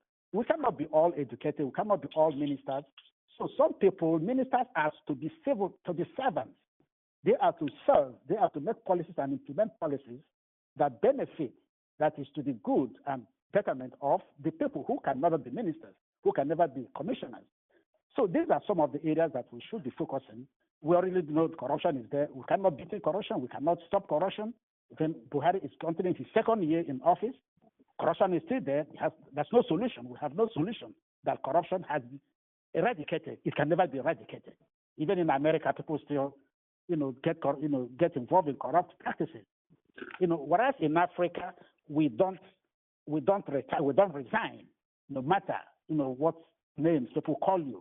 I mean, our Senate president is still there. 2 years now, going to 2 years. He's not retired. He's not resigned. Despite all the things, accusations and the complaints about him. So we have all these things to address, and these are some of the areas that I think we should be actually be focusing, talking about, not stopping corruption. Corruption cannot be completely, it cannot be, it's not like an electric switch, you just switch it off.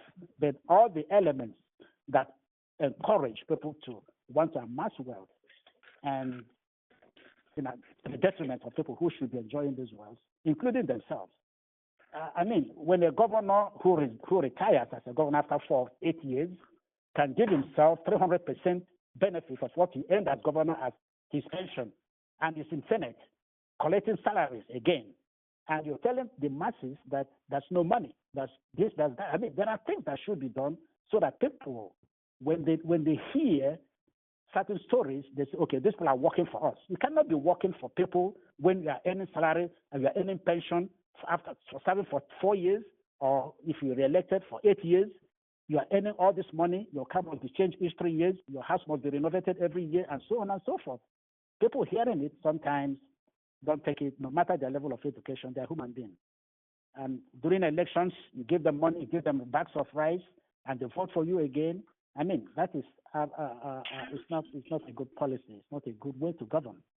So our people should, as a matter of urgency, begin to address little things that impact the lives of the ordinary people, so that even if people are stealing in Abuja and Lagos, at least it trickles down to the people back home, back in the villages.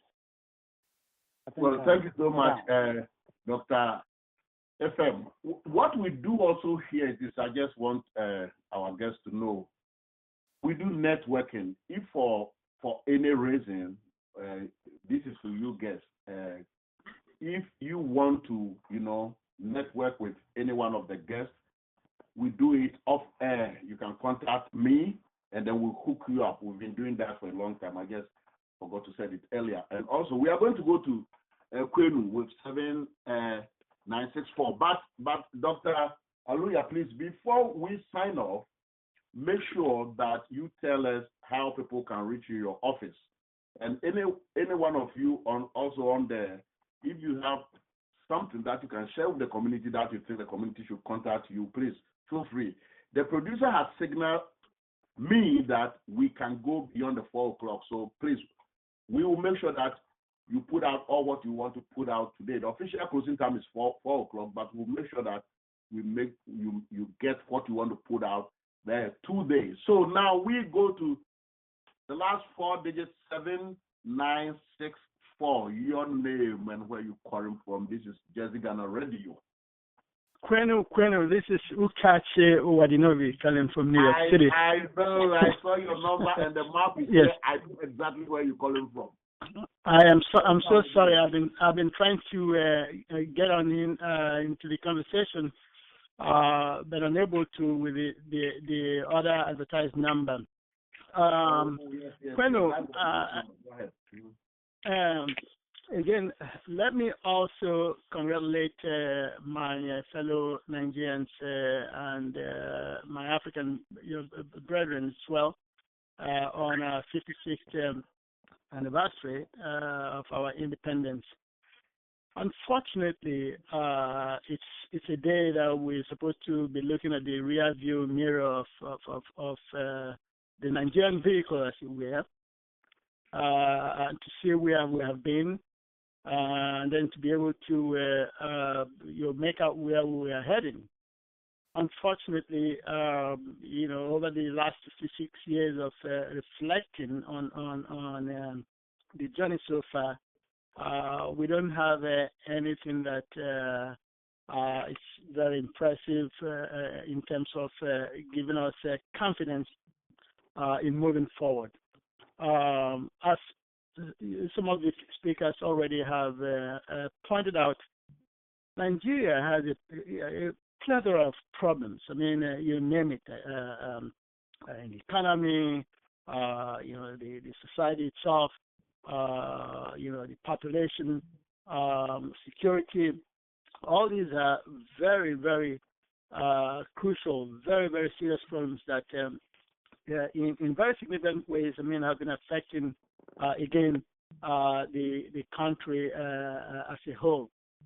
But I think the major challenge that I see here of leadership is that we don't seem to be able to identify one key area that we can say, for example, I mean, a president running for office, normally would come up with either one single area of challenge to the country that they would really identify their candidacy with and hold themselves accountable for, and then pursue it, so that that will become a legacy of that president, during their administration. So in Nigeria, we don't seem to have that. Personally, I think we should really look first, say, for example, the transportation infrastructure area, which is deplorable, just deplorable.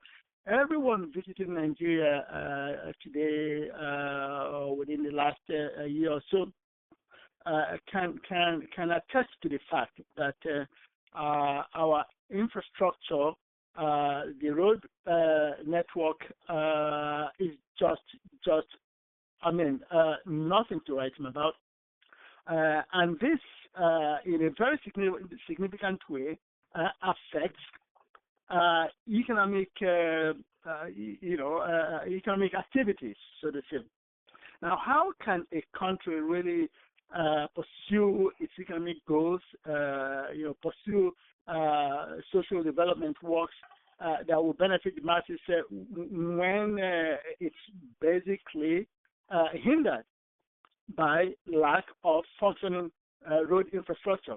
So I would say that we could really concentrate resources on tackling, again, first maybe just one that crucial area of infrastructure, developing our road infrastructure in a way that it would really enable the free flow of both people and goods within the country, so that people who are even engaging in agricultural activities, basically, would be able to harvest and then move their products to the markets across the country.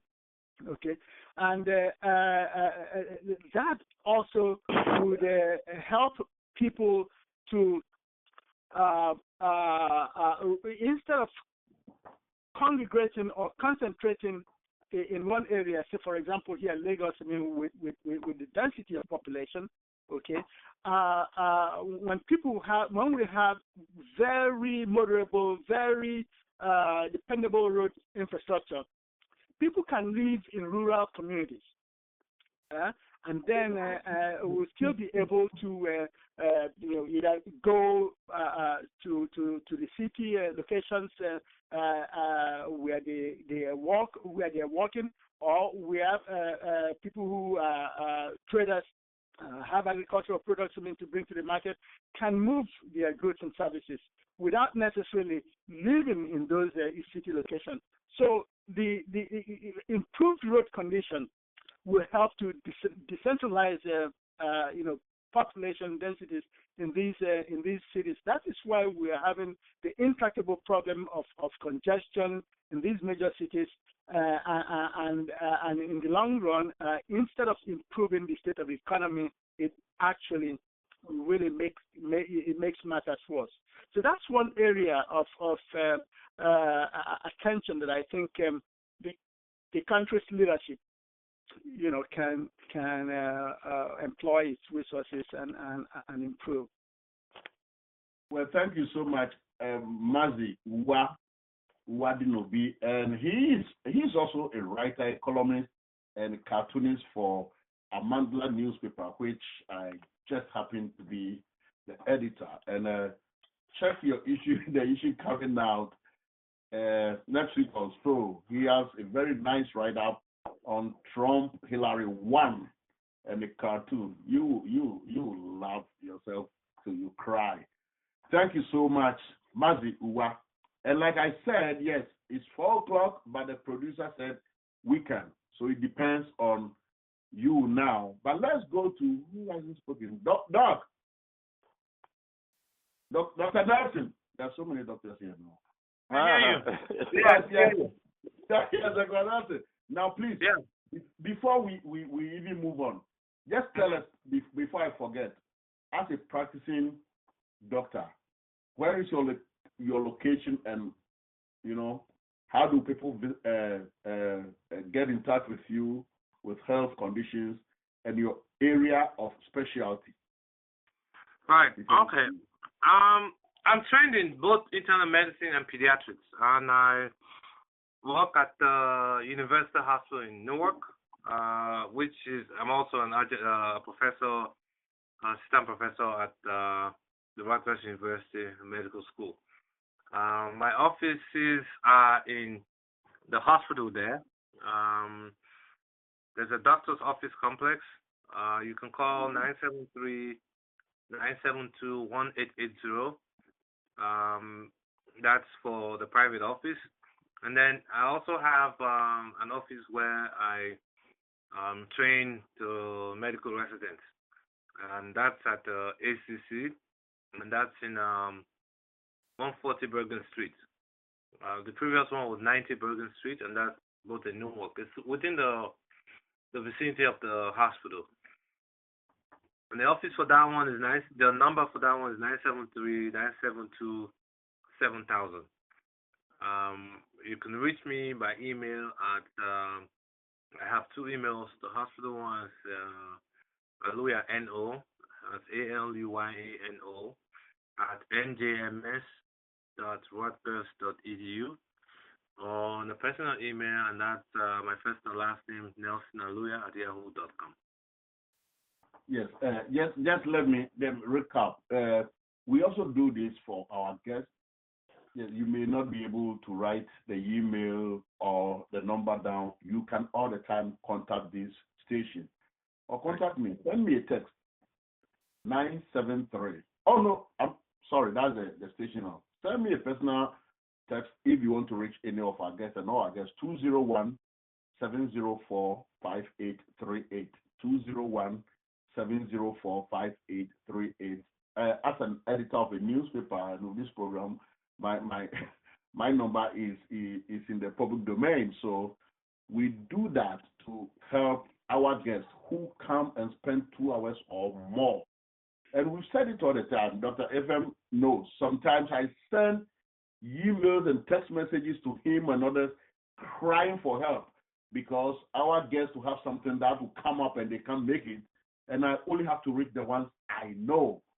We also want to reiterate the thing that any subject, any theme is open.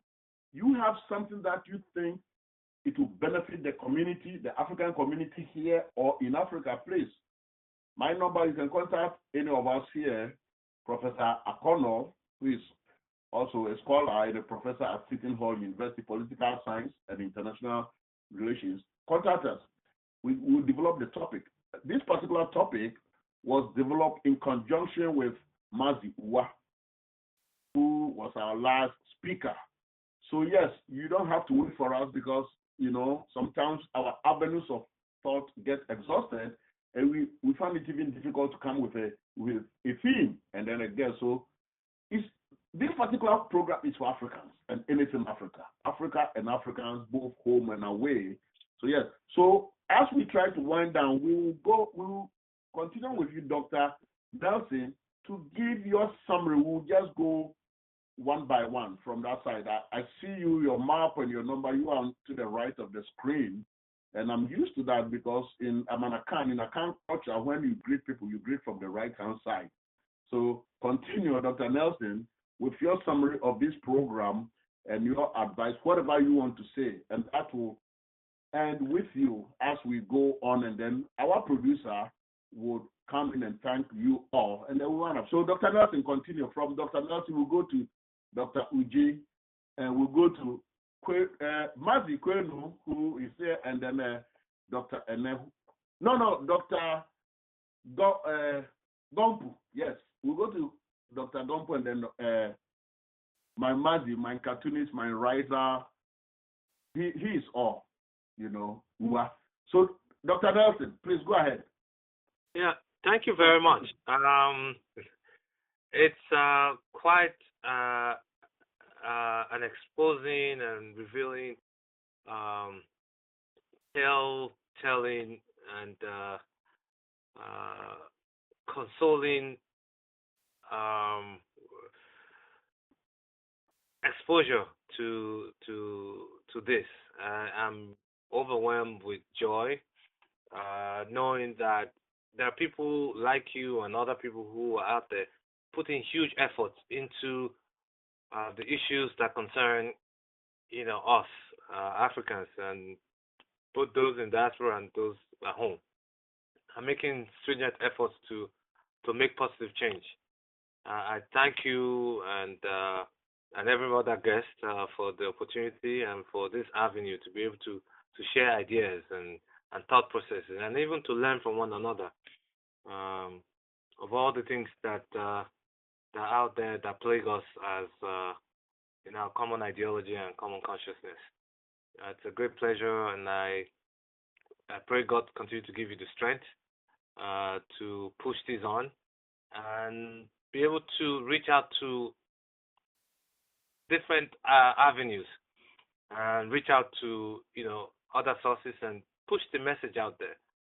Not just for those of us who are up in age now, but for the younger people to get involved and to know that there's a huge common gain for everybody when we're all involved in this discourse and this fight.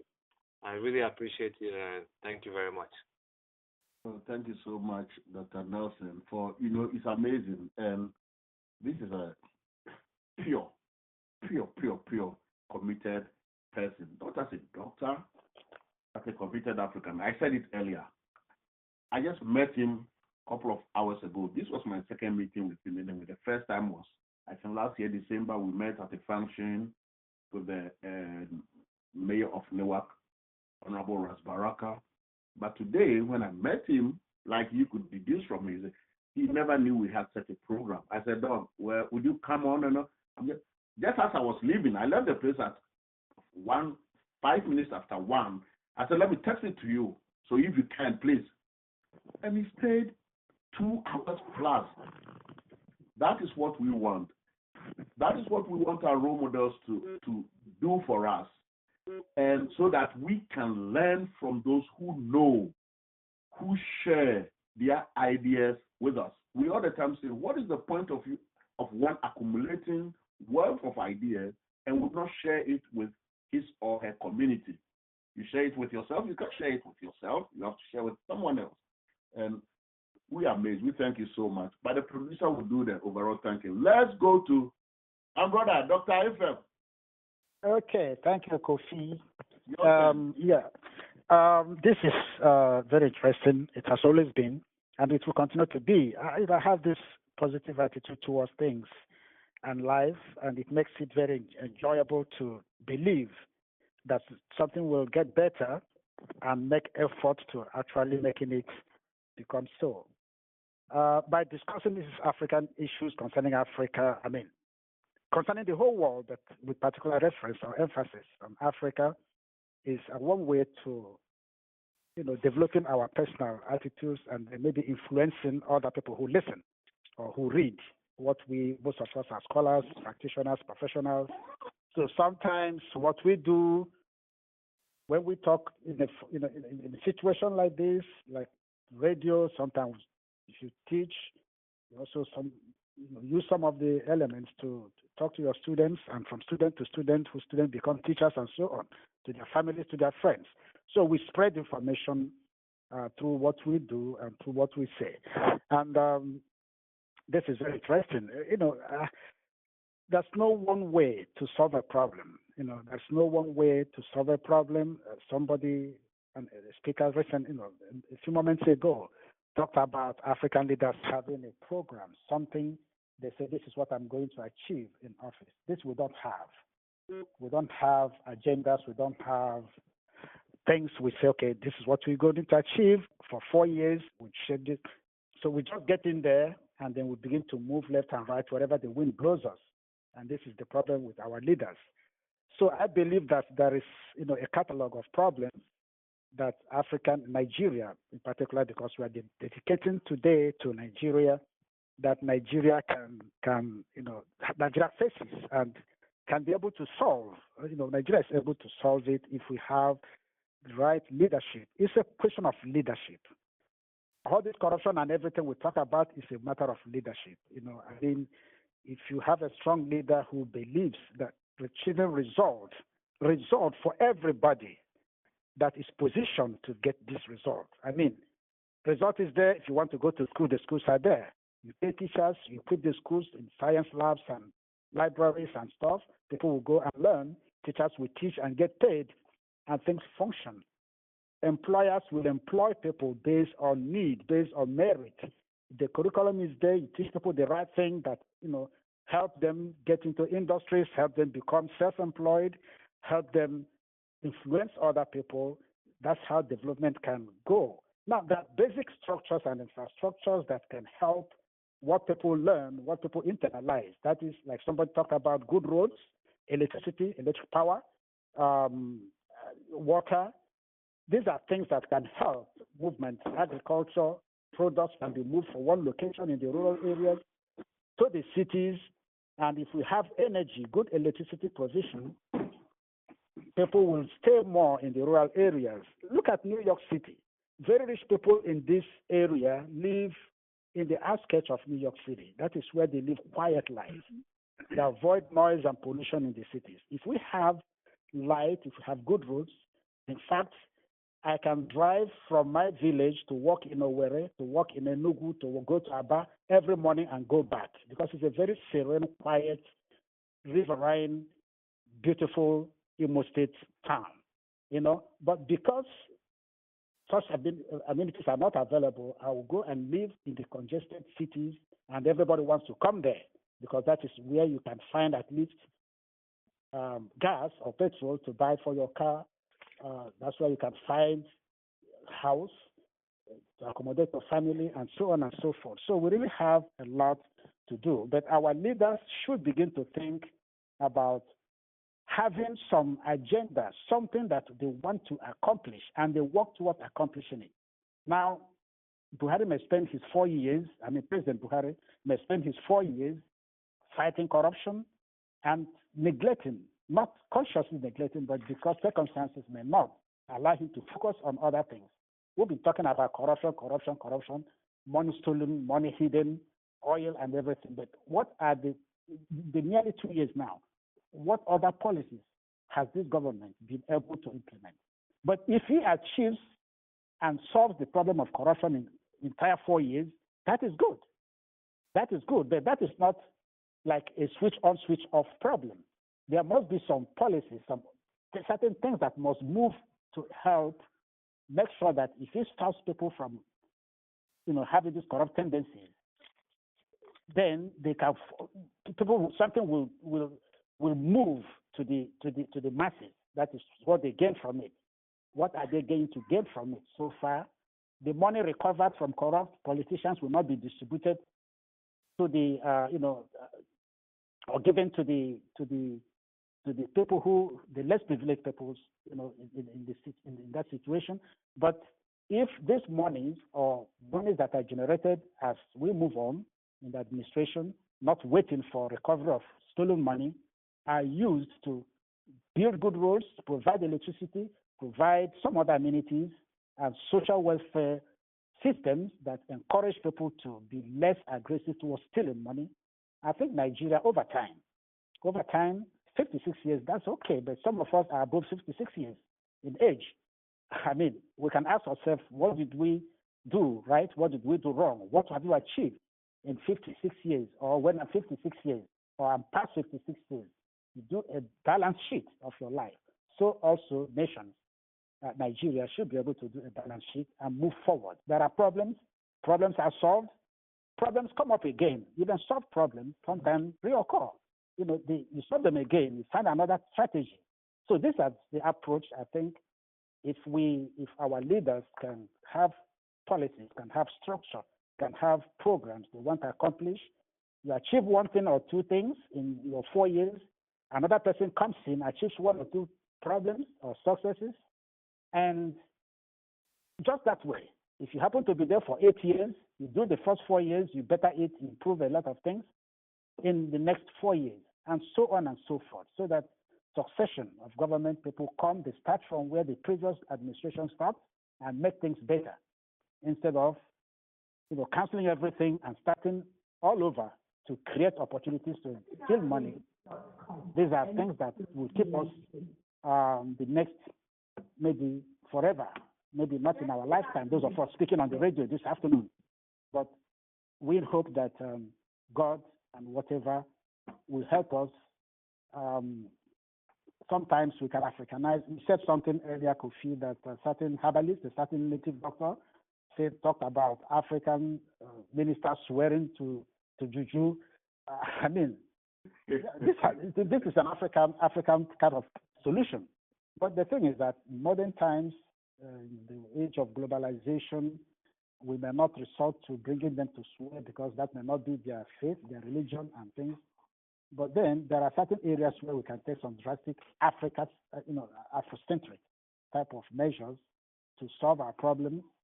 European solutions may not always be good or best for Africa, for Nigeria, but sometimes we can do certain things in our own way to help our people to be honest, but not to swear to oath and stuff like that. But there are other African solutions to African problems. Nigeria has a lot of resources, a lot of manpower, and a lot of intelligent people, but some of them do not want to do the right thing because whatever they do, they have the means and the power to make sure that nobody speaks out. And sometimes it can go on and on. But I'm sure, hopefully, that the good days ahead, that we have to work hard this time around so that, in the present, so that the future could be better for us and our children and children's children. Thank you.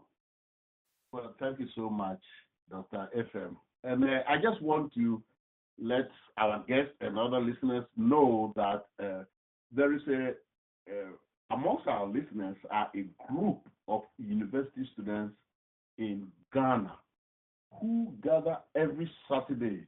They gather around one computer, get money to buy units so they could, hook up with the internet and listen to this program religiously. They are university students in one of the most important universities in Ghana now.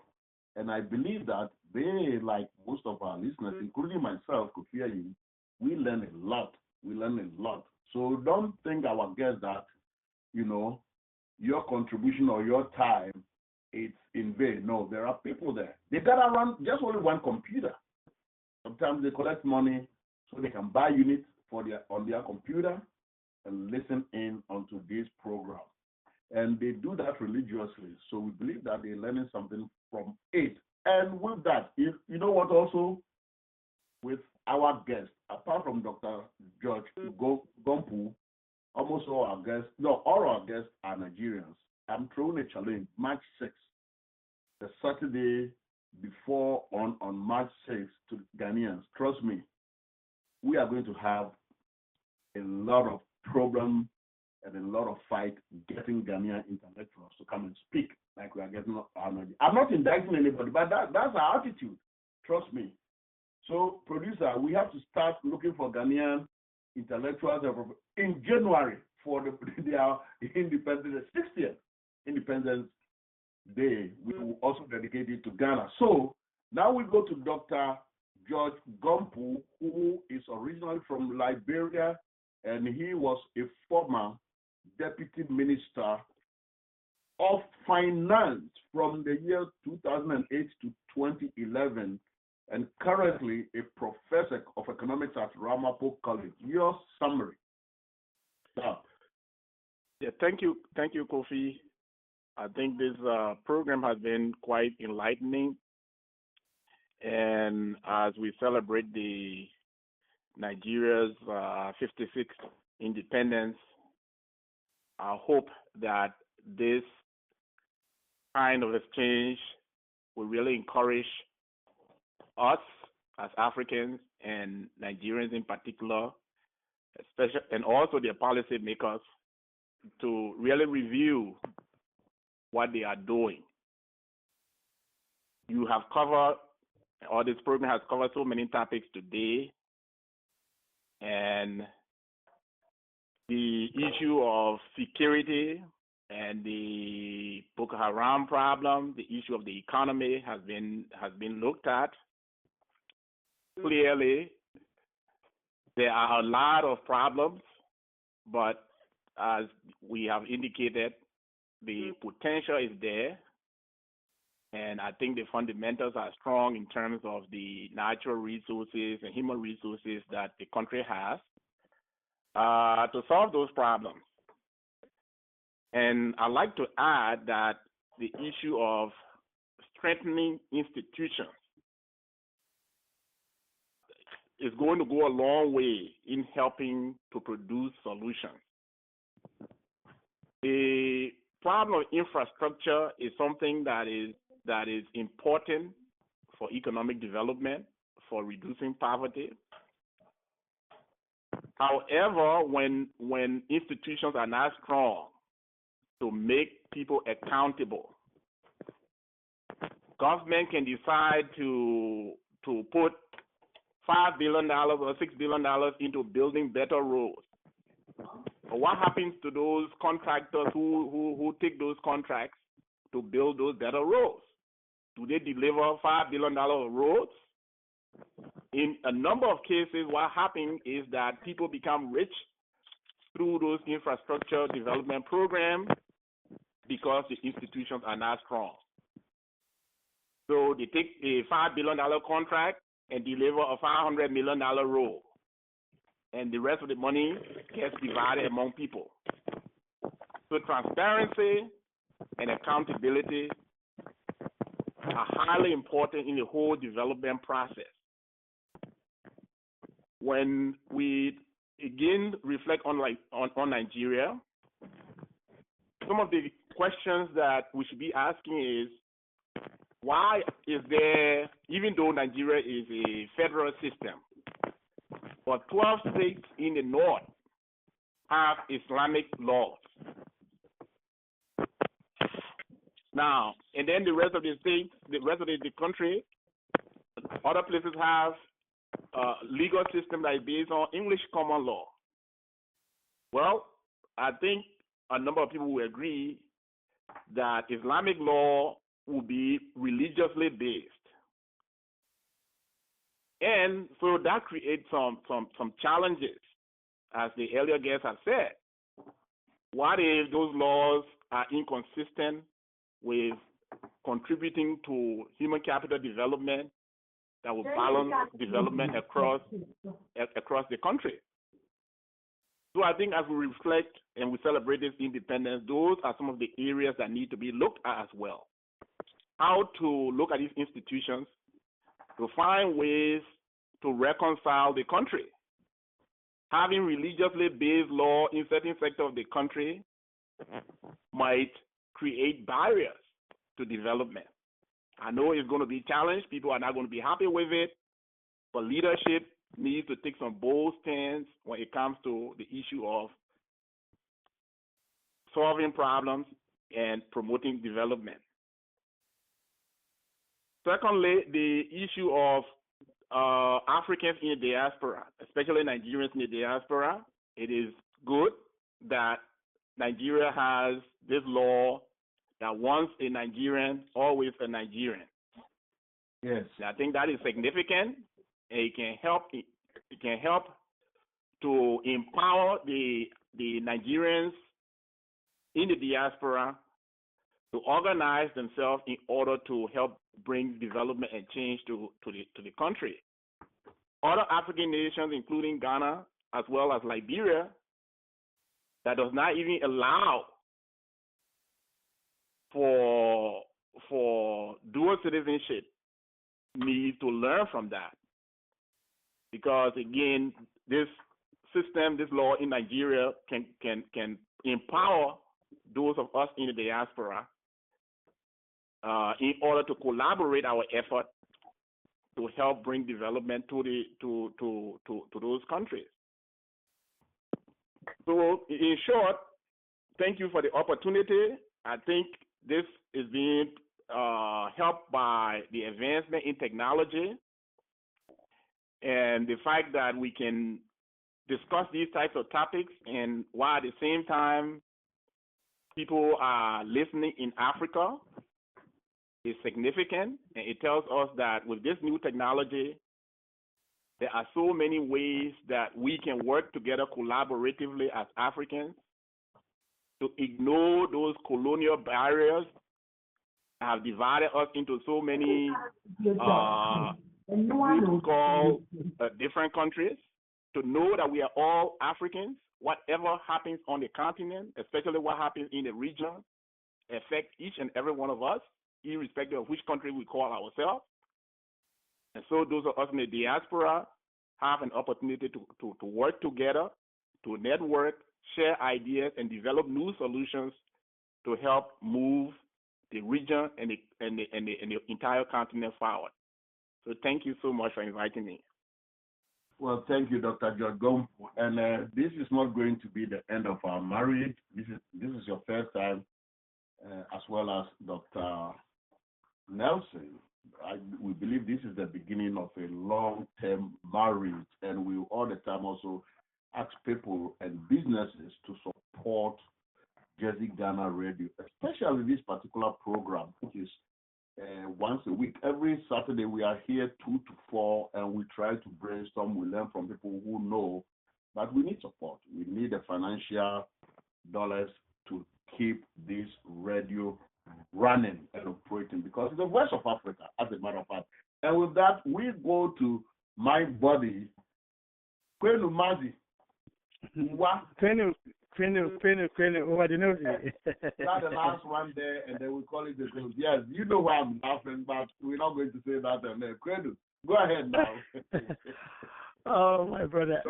Thank you very much, Kofi, for this just wonderful opportunity again to be on this program, and for you particularly in devoting a substantial piece of airtime to Nigeria's Independence Day celebration, and allowing our friends and our citizens to contribute ideas and thoughts while reflecting on these past 56 years of our independence. I must also commend you for the story that you just shared now with us concerning the group of students in Ghana who scrape their little resources, monetary resources, to be able to afford the opportunity to listen through the internet on this program every weekend.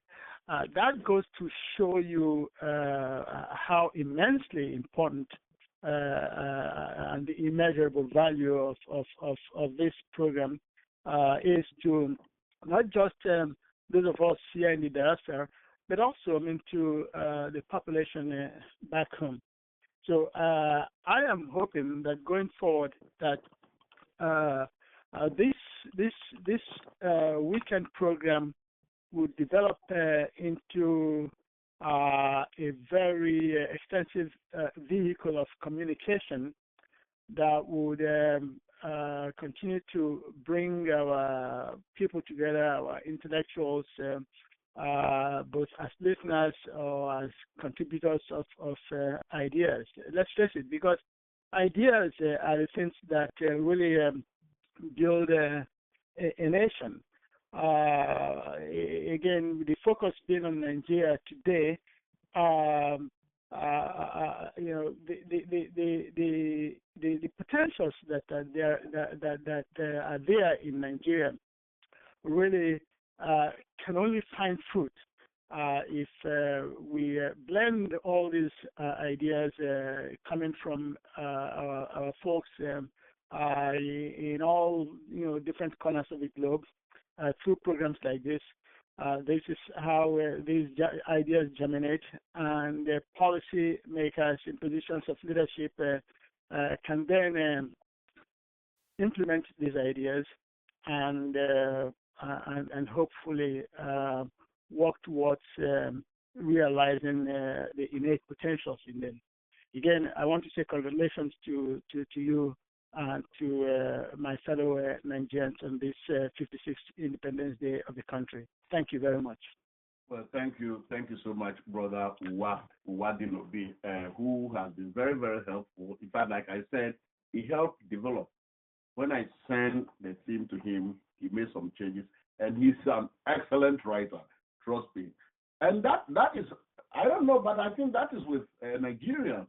You should start to read what Dr. Ene writes. It's unbelievable, amazing.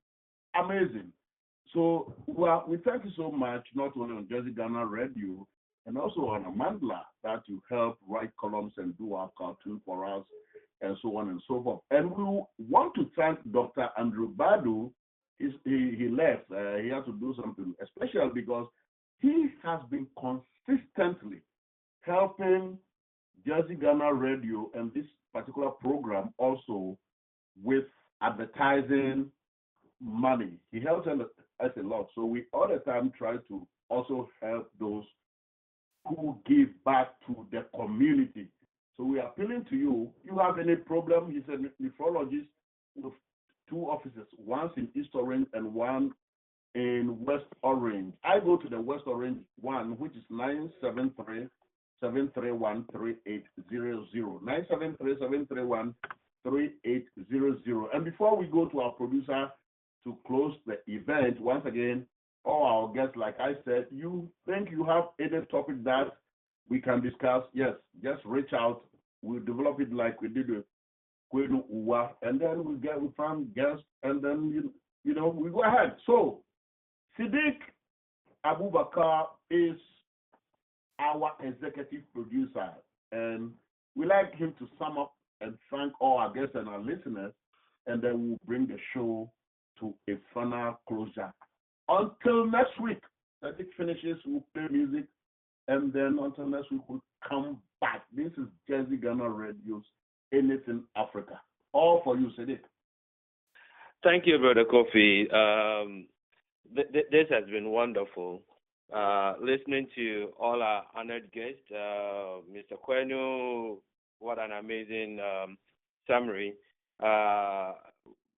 Dr. Nelson, Dr. FM, our honorable former minister, we really thank you all for the amazing presentation. And to kind of sum up everything, we've talked about the progresses made in our giant, Nigeria. We've talked about the challenges. We have given possible solutions. We've also acknowledged the fact that not one man can solve the problems and not one solution fits all, that there are multiple ways of addressing some of these challenges that we face. But they are solvable. In the end, we've acknowledged that. And we have acknowledged also the fact that we can move the continent in the direction we seek if all of us can collectively work together, exchange ideas, contribute in every single way we can. I want to thank you all very much for devoting your weekend time, which can be used for so many other things, to the collective, call it ambition of the African to see progress, to see a moving forward for the future generation of Africa. We thank our listeners.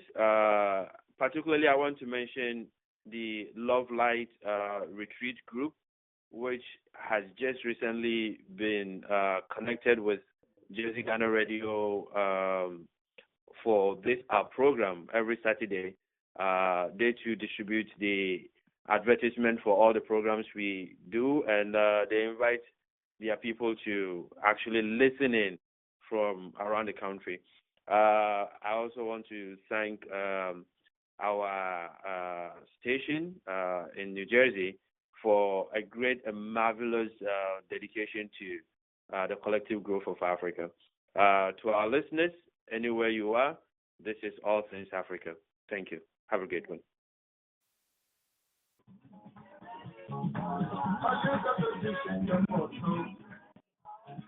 And Dr. Badu, we thank you once again for all your help. We need advertising dollars of,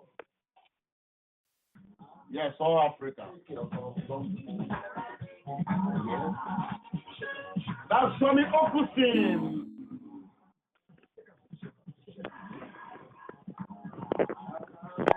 Yes, please, you have some time this evening in South Jersey, all roads lead to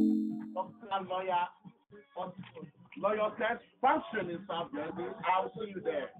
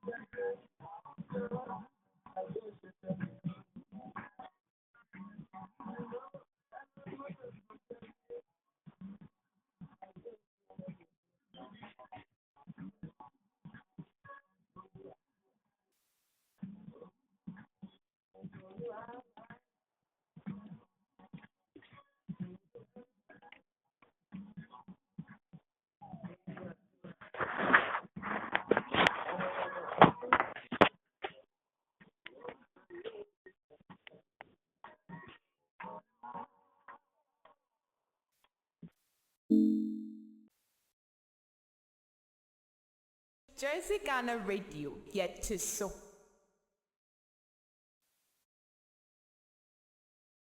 Jersey Ghana Radio, yet to so.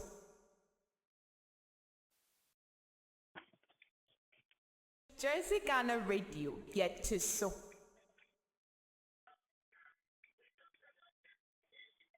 Jersey Ghana Radio, yet to so.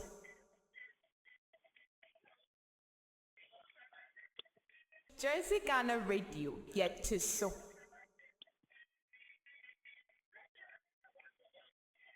Jersey Ghana Radio, yet to so.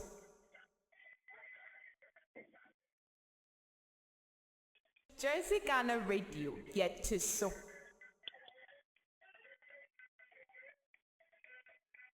Jersey Ghana Radio, yet to so.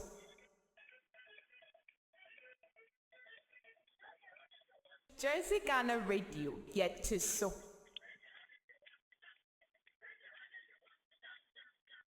Jersey Ghana Radio, yet to so.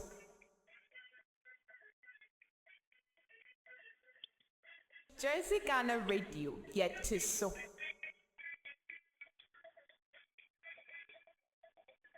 Jersey Ghana Radio, yet to so.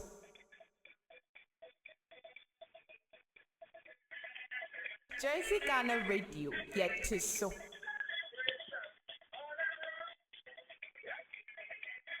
Jersey Ghana Radio, yet to so.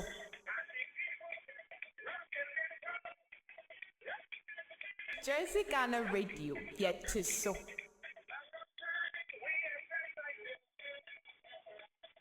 Jersey Ghana Radio, yet to so.